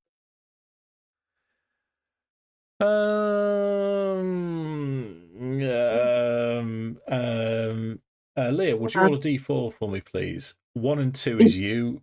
3 and 4 is Horace. Sorry. 3 and 4 is Horace. As this ghoul moves forward and attempts to claw. Again, there's just these raking claws as they're trying to get hold of Horace. That's 19 to hit. I'll do it. Yeah, that's 4 points of slashing damage. Would you make a Constitution saving throw, please? Oh, no. 4 slashing damage. Yeah. Save. Which I may or may not.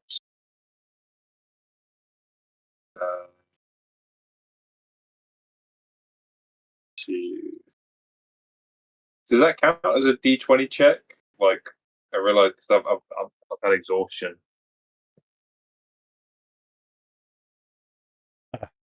Yeah, everything that you're rolling should be at -2, shouldn't it?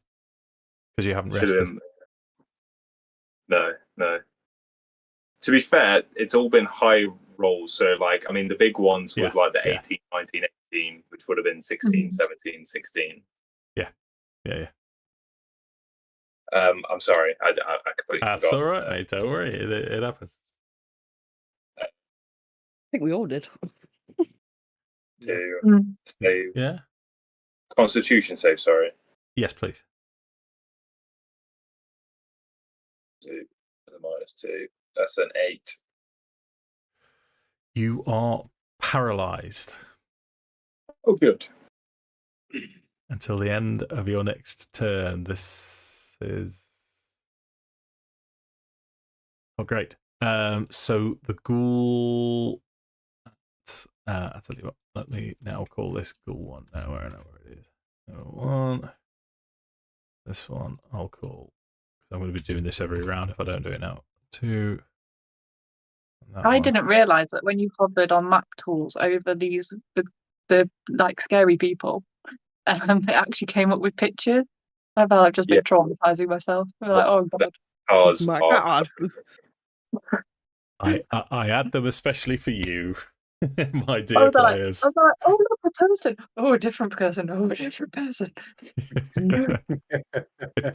It doesn't go through the whole campaign. I'm afraid I ran out of patience to do it. So that's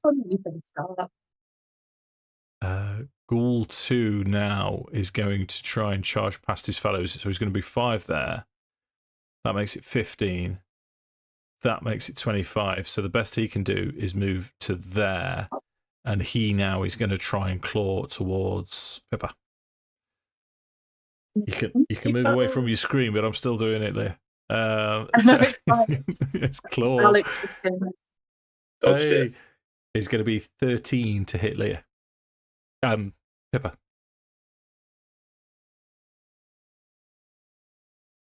I'm going to decide. I don't think these are the big baddie people, and I don't want to use spell slots. I've got 16 health points. I'm well hardcore. Come on, man. That does 3 points of slashing damage. Would you make a Constitution saving throw, please? No. Oh yeah, paralyzed. Oh, maybe I should have used shield. Saving throw for Constitution. Yes, please. Potentially drop your hit points as well. 21. That's good. 21. Yeah, you shrug off the effects of the paralysis as Pippa takes a turn. Pippa does not, under any circumstances, want to be stood anywhere near this. This is bad news bears. I'm going to try something which is always the precedent for a good story, I'm going to use Gust and try and push the one that's directly in front of me 5 feet away from me. Has to succeed in a strength saving throw of 14. I'm on it. Or be five away from me. 17. Ah, rubbish. Yes, I'll do. Stood here. She's going to risk it. She's going to move. So she's going to. Oh, she moves and. Oh no, you've got light, haven't you, Tala? That's all right then. There's enough light here. Yeah, there's enough light. It will be fine. She moves. Okay. That is going to be 2 opportunity attacks. Have they used their reactions? When They've had their One turn of again. these- Oh, Oh, right, they've had the yeah. turn. Yeah, yeah. Go for So it. let's get on with it. First one rolls a 7 to hit. Hey, yay! I'm Ooh, fine. second one rolls a 13 to hit.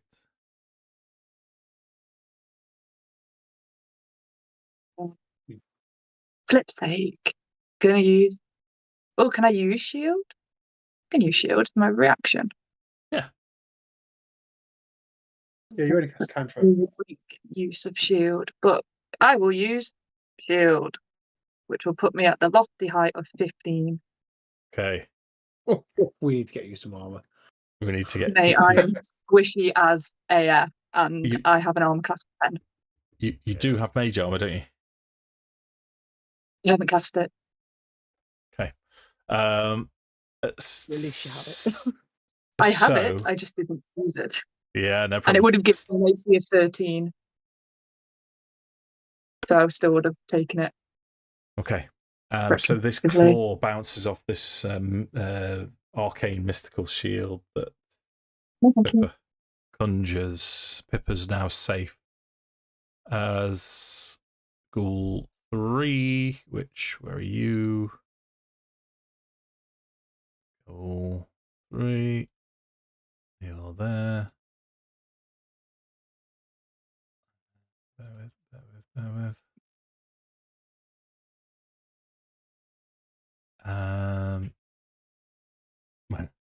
So 5. So that's going to be 15, 25. It can move into this space here. So it's going to attack Tala with claws. 15 to hit Tala. Miss. Oh. It's your turn then, Sammi.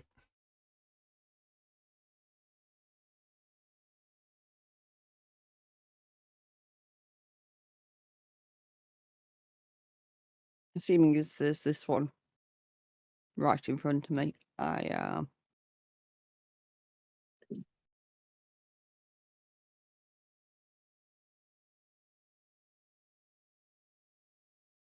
you cast a cantrip as a bonus action? If it is a bonus Am I action, making you can. shit up? It has to be a bonus action to cast as a bonus action. That's a cast. His casting time would have to be bonus action. Okay.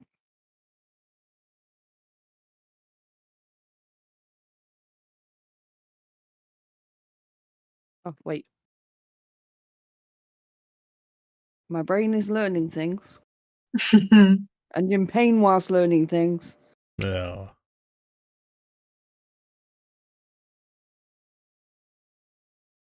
Tala's just gonna go, fuck this shit. And she's gonna cast True Strike Okay. on her Warhammer. Sound. So you're using your wisdom modifier for attacking damage then?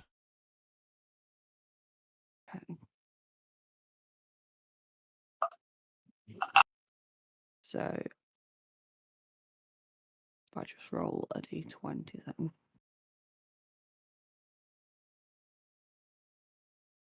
To hit. That's not gonna hit. Don't think That's so. gonna be like a 9. So Uh, my wisdom's +4. Okay, yeah, no, proficiency. that misses. Anything else? So that's your action. You've still got a bonus action then if you wanted to.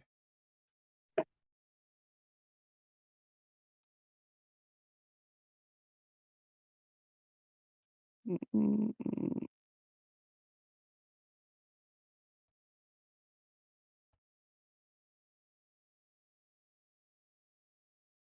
No, I'm all right. You're okay. I Right. will stay put. Okay. Just for future reference, Sammi, I think your Warhammer has already been customized. Yeah, I've already customized it to use True Strike, so it's +6 to hit, and then +4 damage, which is your Wisdom modifier. Well, thanks. Okay. In fairness, I forgot that I did that. No problem. So Farrow's turn. Okay, so being a bit of a rock and a hard place here. Can I strike Ghoul 3 with a melee weapon? You can. I'm going to impose a little bit of cover to it. Yeah. Yeah, I think Farrow is going to drop the longbow. Seeing that in these close quarters, it's probably not the most effective use of his time. Can I draw both weapons or just one, Dave? Is the question. You can only draw one. There's a feat which allows you to draw two. Yeah.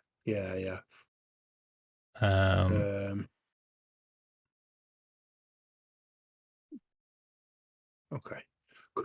Okay. So could I make one attack this turn and then use my bonus action to draw the other effectively? Or could I use my bow? Because I have my bonus action is technically free at the moment, so I haven't got anything to use for it, if that makes sense. I know what you're saying. So, but you're going to be... it doesn't matter effectively anyway, because I draw it for free the next round anyway, so Yeah. it makes no difference, does it? Yeah, no.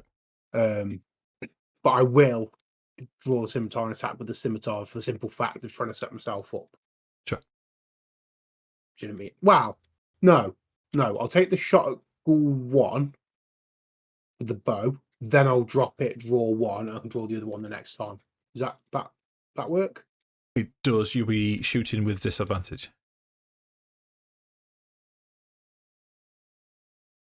Script. Yeah, Okay. I'll take that. Disadvantage. Come on, big rolls. Nope. That's 9. Oh my lord. Okay. So longbow drops to the floor. You draw Scimitar first. scimitar. Okay. Your turn is going to be simple, Josh. You are you shrug off the effects of your paralysis at the end of your turn. So the ghoul with the hunter's mark is seeing that you're free from the paralysis. Is going to try and claw Horace. 17. Oh fuck! yeah. Amazing. 5 points of slashing. Constitution saving throw, please. Come on, Josh. Yes, sir. It would be my pleasure. How about five slashing damage? Yeah.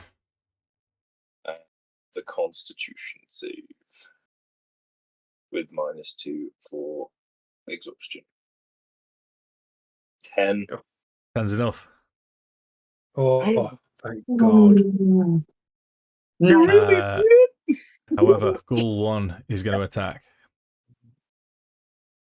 15. Attack me? Yep.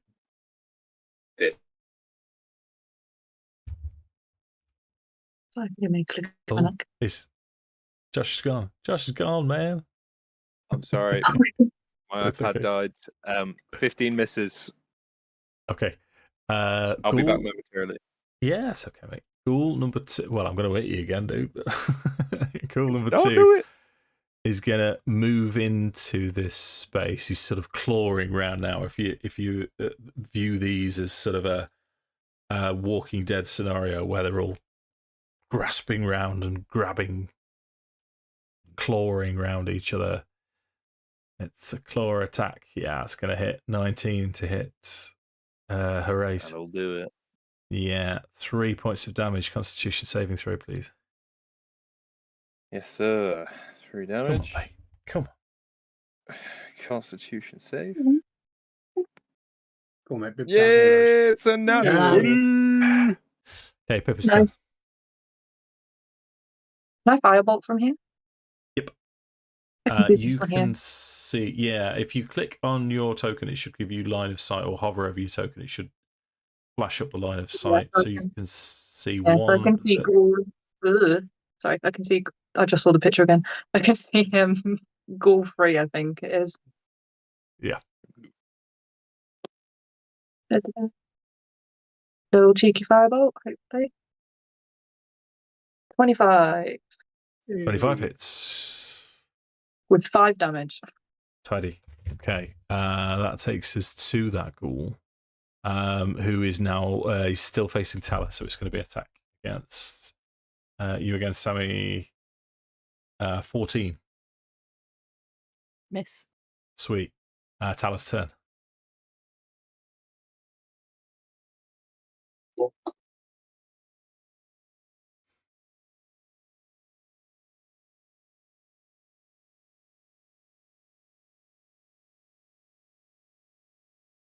I think we need to get some ghouls out of our faces, don't we?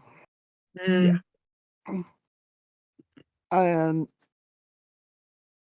Very fair assessment.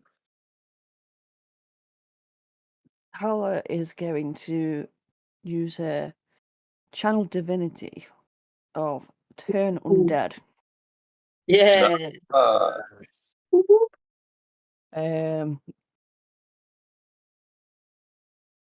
So each undead of choice within 30 foot, well, 30 feet, must make a DC of 14 wisdom.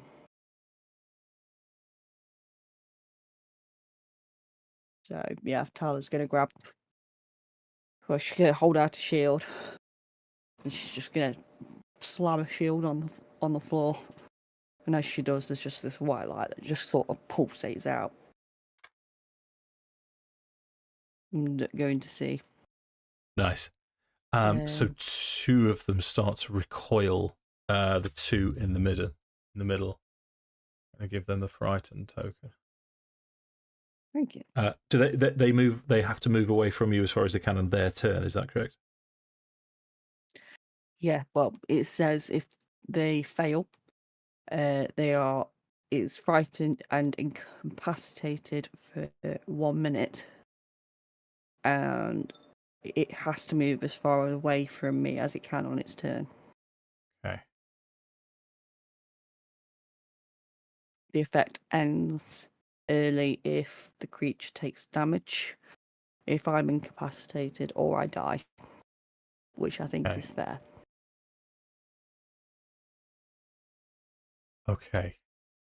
So I'm just going to read incapacitated because it always makes me think as if their speed is 0, but that's restrained. So incapacitated is they're inactive. They can't take actions, bonus actions, or reactions. They lose concentration. You can't speak. Yeah, that's amazing, Sammi. That's a wonderful turn. Yeah. So that takes us to Farrow. Is there any chance I could now? Is Ghoul 3 incapacitated? Is that right? Ghoul, which ones are incapacitated, Dave? 1 and 2. So Ghoul 3 is fine. Isn't. Yeah. Okay, so asking you to swap with me would be a tactically poor decision then, because I don't want you to take the attack of opportunity. So I will try and 12 it twice from where I am, and I'm going to assume it's going to get some kind of bonus for cover because of It's not too bad. Yeah. You can reach round a little bit, but yeah. Okay. So first attack is an actual 1. Apparently, he's still very much shaken. Yep. And that is a 16 to hit. 16 will hit. Yeah, you can have that. Okay. Minimum damage again. 6 points of 6 points of piercing damage. It's not your day. Anything else? No. Okay. 5, 10, 15, 20. Could I can't see when I click off. Could I get into that square there, Dave?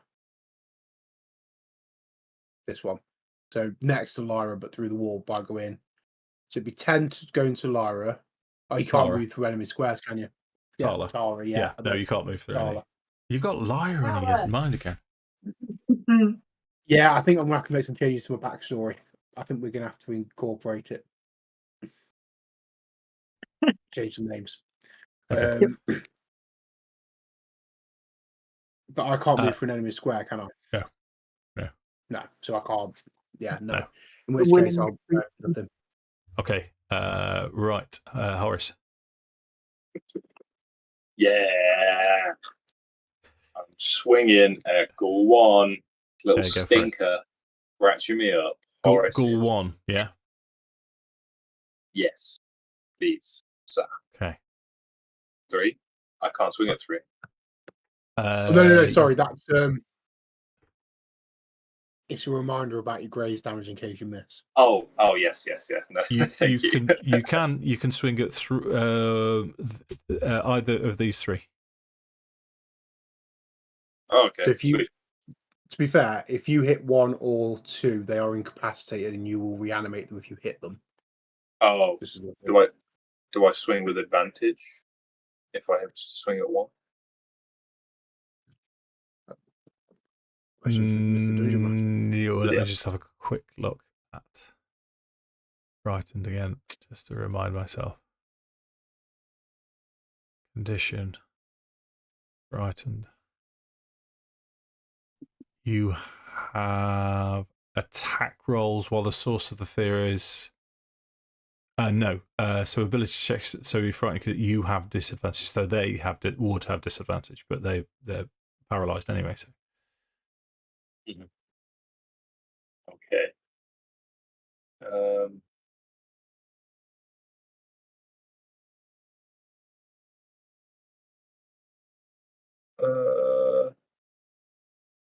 What do? I don't really want to reanimate them. Okay, I'll swing at 3 then. Okay. In the interest of not dealing with ghouls rather than waking them up again. Big swing. Such a big swing as it happens. Yeah, but we'll get the graze damage of just 3. Okay. It was only 10, probably -2 for the Yeah, need to get you rested. So Ghoul, original Ghoul is going to claw towards Horace, which is going to be 23 to hit. That'll do it. Yeah, 6 points of piercing damage, Constitution saving throw, max damage, Constitution saving throw. Holy shit. Can't save.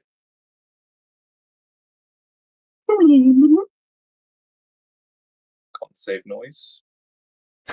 8. Paralyzed. Oh Lord. Dear. Right, fortunately, these other ghouls are incapacitated, otherwise they would have swarmed you. That would be dead. Yeah. That would So be- Pippa gets to go first before the Ghoul 3.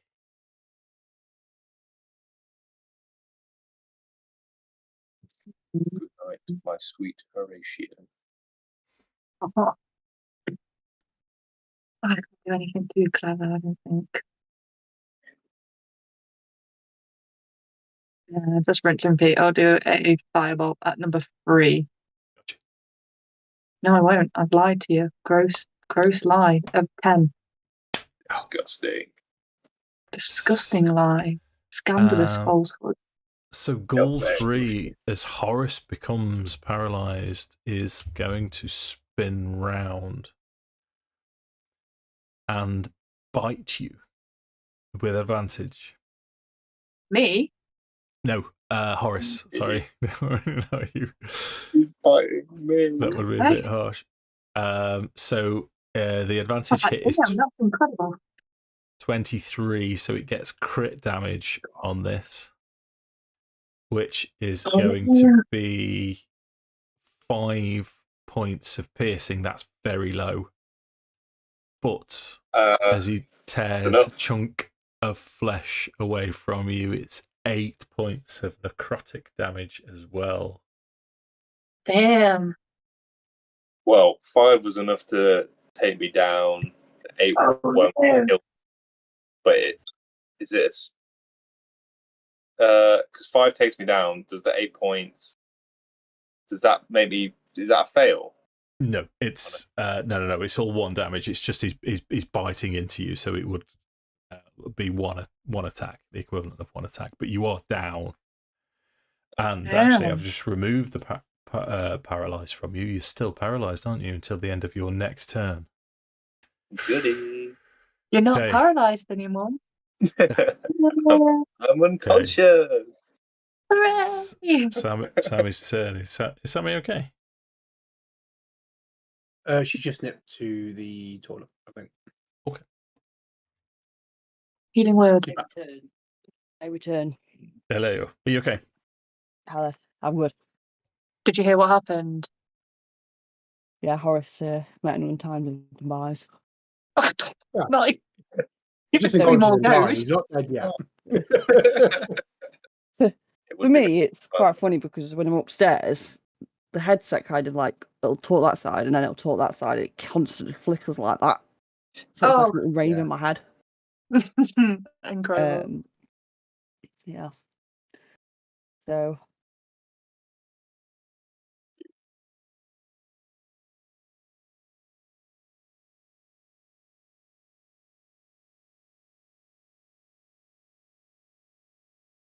Seeming as Gall-free doesn't have the frightened action on him, I am going to again try bonus action True Strike and go for True a Strike's an whack with action. the Warhammer. True Strike's the action. Yeah. So, and I still swing. Yep. My Warhammer. Yes. Yeah. Yes. Okay. Which you very kindly said. I mean, it's not going to do anything, but you very kindly said that It misses. You still have a bonus action left, though.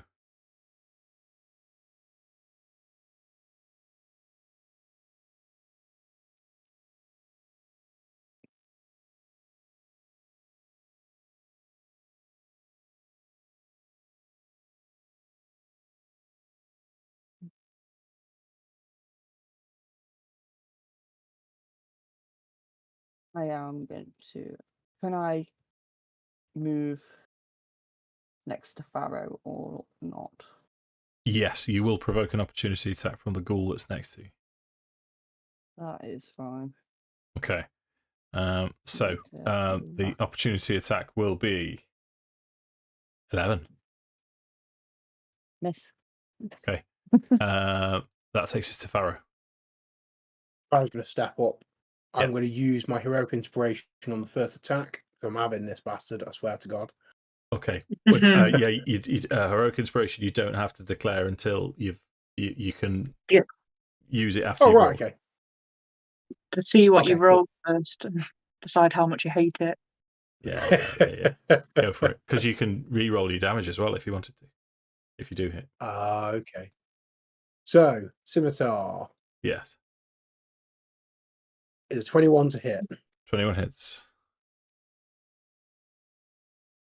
8 points of slashing damage. Okay, you're just tearing this thing apart. It's not quite dead. Short sword. Yeah. Another 21 to hit. Yeah. Here we go. Come on. For another 8 points of piercing damage. How does that one die? Wait. It's just it's flurry. It's like he's seen him go down, Yeah. and it's business time, and he's just going to town, hacking his way through. And he Nice. says so. Are you going to hear him muttering to himself, I'm not going to lose anyone else. I'm not going to lose anyone else. As he's just kind of cutting through this ghoul, and then he's going to step up and take that space as well. Okay. And that'll be my turn. Sure. So that takes us to right. How we do death saving throws, Leah, just to add this is a top idea as well. To add a little bit of spice, is what Josh is going to do. Is going to roll it to himself. So he's going to make a D20, roll D20 to himself, So only Oh, me and he can see it. He and me. no, so we have no idea. I had a DM once who would roll it themselves, so even the character didn't know what their death save, what they were on. So the only person who knew was the DM. I thought that was I want to do brutal. that. Oh, But even the character's like, I don't even know. I don't know.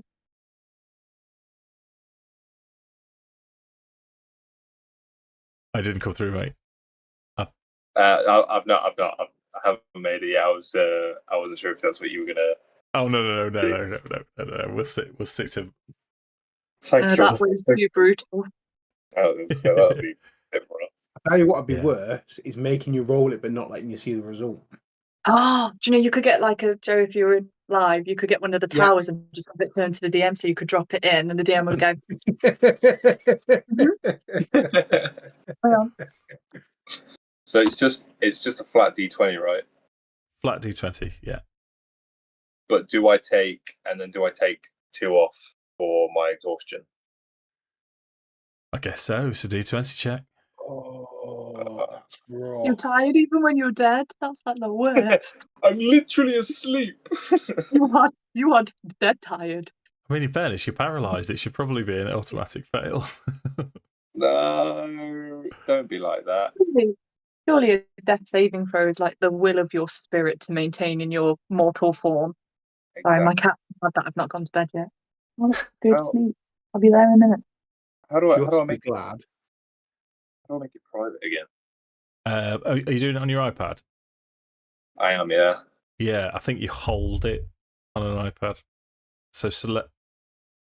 Yeah, Sammy's the one to ask that because she's Yeah, disappeared. I'm trying to hold the dice. And it's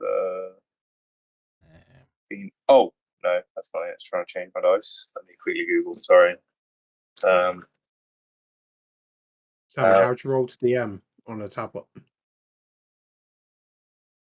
Oh, yeah. No, if you press it bottom on left. one, there's an arrow. If I press it on what? Sorry. Just highlight 1d20. Oh. And then there's an Okay, up arrow. Yeah. DM. Roll. But yeah, just be glad this isn't Pathfinder because you can do what's called a coup de grace, where if someone's incapacitated, you only have to beat their AC and you straight out kill them. It's like 4 times damage or something stupid if you fail it as well. Yeah. What the So auto fuck? hits. Yeah. Auto hit the coup de grace does, and then if you roll over their AC, you just kill the character straight out. That's crazy. Because obviously, like D&D, it's like you have to do the hit points in it. It's like maximum hit points. And if you do that much damage, then it's to kill. But just AC is insane. Right. Or, So this. Anyway, yeah, we won't talk about Pathfinder. We're not playing Pathfinder, but Yeah, this. Yeah, no, we'll finish this combat because it's getting pretty late now. So this ghoul is going to lean past his mate, so he's kind of going to be in this square, and as he's attacking, he's rolled 20 to hit Farrow.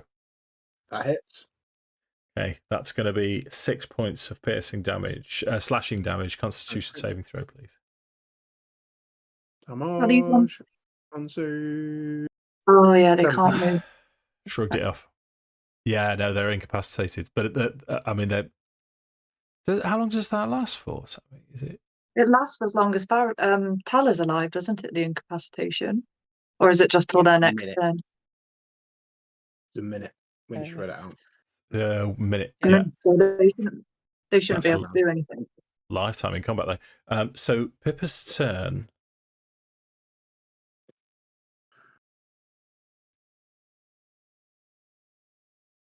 Okay. I can't remember if this is a thing. So remind me if this is a thing. If I were to get next to Horace, could I use like a medicine check to stabilize him? Yes. Yes. You don't want me to do that?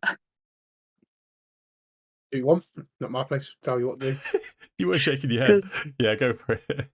I know. I can't help but physically react. But do what you want to do. Don't let me affect your choices. Because you are right next to, but how beat up is this ghoul? She's definitely moving because she can't see anything.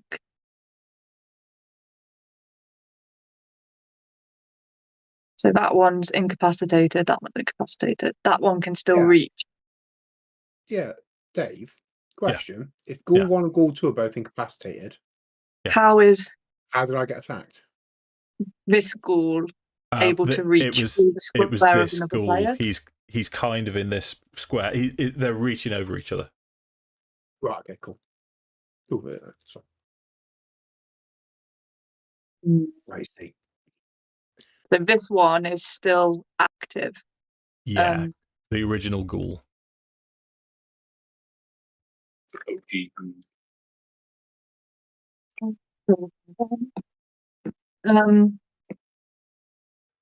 Yeah.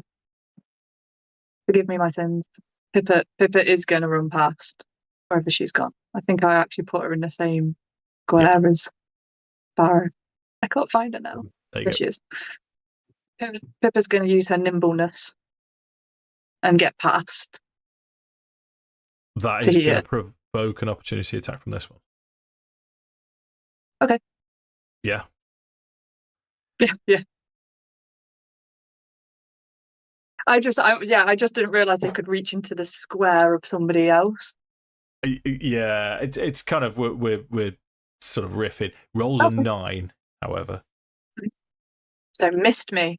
Yeah. Come on. Bro, it's a good job I was moving through the square of his friend. You probably just bat his friend on the head. And she will use her action to stem whatever bleeding she can find and Okay. stabilize Go Horace. for it then. Yeah. So medicine check. Your DC is 10 to stabilize Horace. Keep wanting to call you Horace. Horace. Tidy. Hooray! Yeah. So you've stemmed the bleeding. So let's get rid of, and your paralysis is gone. So you're just stabilizes, doesn't it? unconscious. Yes. Just unconscious and still prone. Just Takes us unconscious. to. So that's actually you haven't got any bonus actions at the minute, have you, Leah? I don't think. No. So Tala's turn.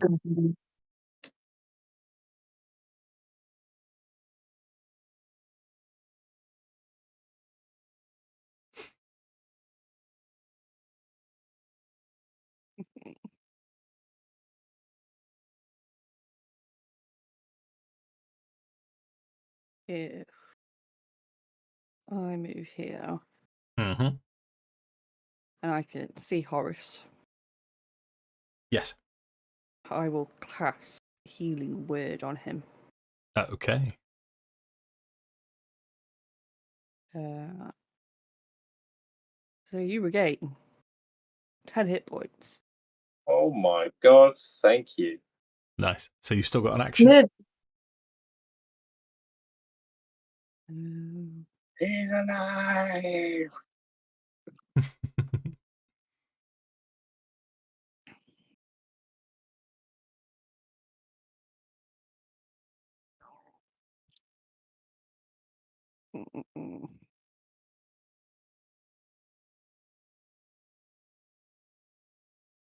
I can't step into Farrow's space, can I? You can't stay there. What would your intention be? To step into his space and use a holy word or potentially on the original ghoul. Yeah, no, that's fine. You could sort of reach round the corner. You could sort of barge him out of the way enough. So yeah, no problem.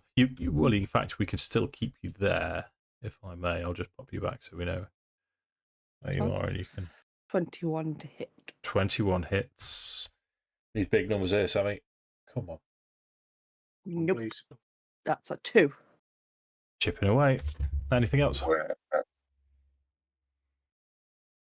No. I'm Okay. going to stay where I am. Farrow's turn. Okay, so that changes what I was going to do because I was going to cast Cure Wounds on Horace. Okay. However, seeing that Horace is now back up, and Farrow's are like, I've had enough of this shit. He's going to start swinging it at pool number 1 in front of him. Okay, so that's an advantage attack. Okay. Take Double that. team them. That was a natural 20. So Nice. 26 to hit Ooh. for 13 points of slashing damage. Okay, and your second attack. Oh, Second attack, I assume it's just standard roll. Yeah. In fact, it shouldn't have been an advantage. I'm just looking through. They have disadvantage, but it's okay. In fairness, the 20 was the first of the 2 dice, so it was 20 and 14. Yeah, so, yeah, that's cool. It's not a and then 23 to hit with the second. 23 hits. Big numbers. Big numbers. Max damage, 10 points piercing. That's enough come to kill it. on. How does it die? Nice. Nice. So he's just going to stab it through the throat. I Okay. think. Anything And else then I'm from going you? to stay where I'm going to stay where I am. Okay, Horace's turn. Annoyingly, I can't move Hunter's Mark without killing this creature. Yeah. Do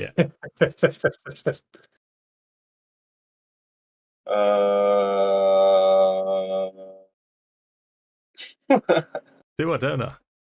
if you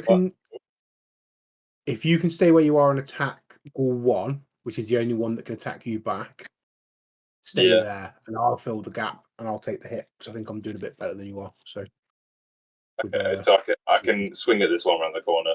Yeah.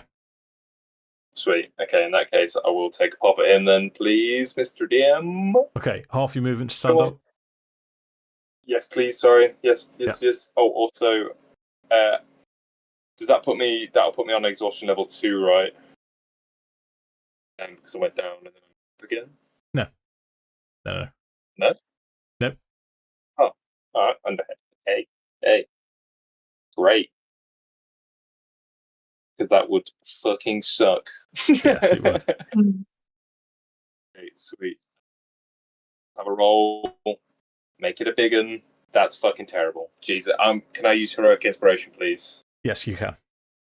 Thank you. Because I am tired of these mo-fucking ghouls. Again. There's not a fucking house. Hey! oh, mate. Sorry. You great. Yay. This is the -2s as well for the exhaustion, which is just. Yep. So, Graze. Graze 3 is my damage. friend. Okay. 3 damage. Anything else? A little cry. Oh, can I please lay on hands? Yeah. On Bonus action weep. myself. Yep. So the ghoul, this ghoul is going to try and claw at Horace. Ooh, just rolled off a natural 20 for a 12. Misses. Come Wait, on. what? Misses 12. Oh, disadvantage. Leah, Pippa's turn.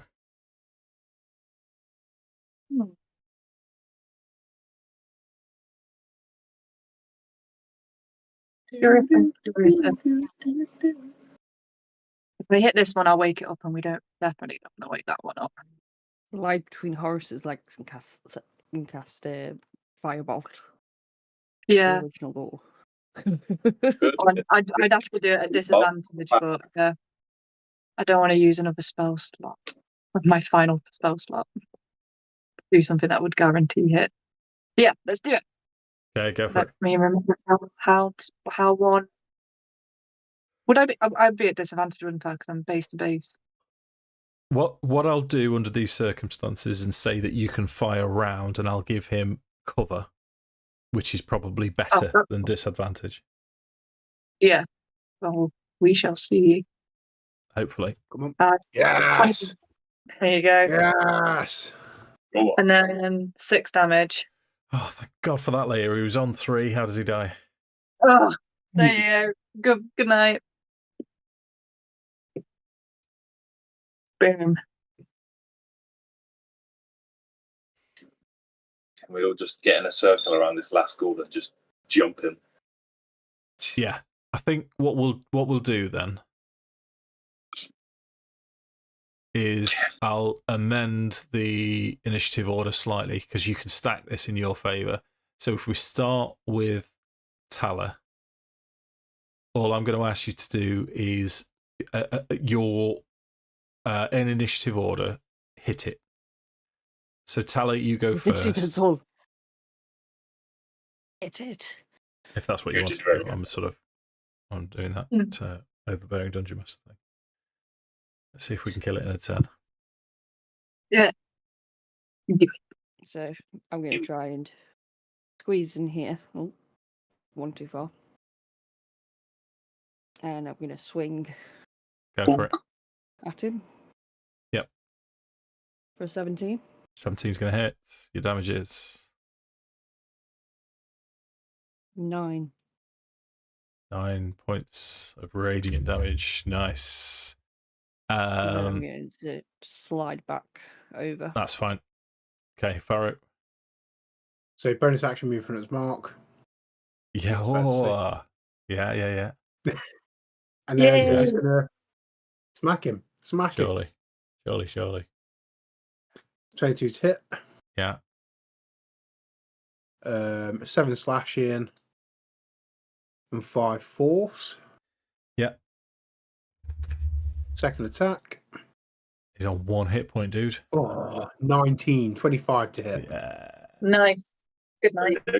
8 piercing. Hunter's Mark only happens once a round, doesn't it? Not that it matters because he's dead No. anyway, but No, every hit it happens. oh, every hit. Okay, Every I'll roll anyway. But hit. Yeah. Mhm. 2 force. Okay. So yeah, you managed to dispatch, surround, and just pummel this last ghoul into the ground.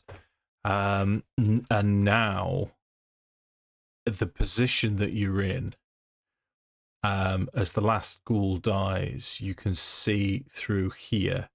There's a statue. You're not close enough yet to figure out what it is. Hold on, let me zoom out so you can all see.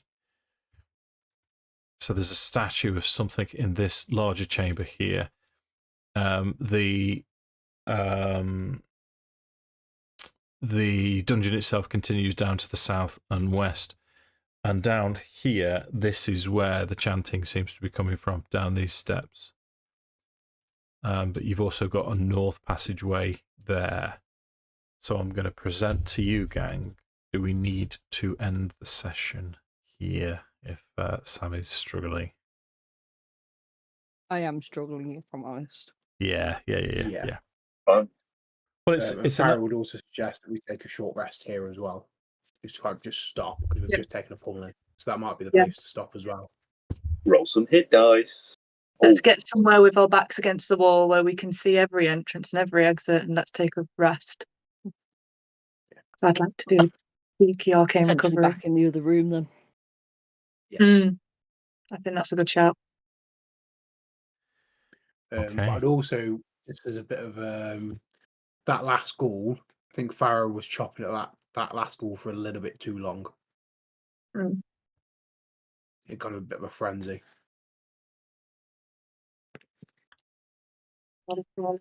Then go.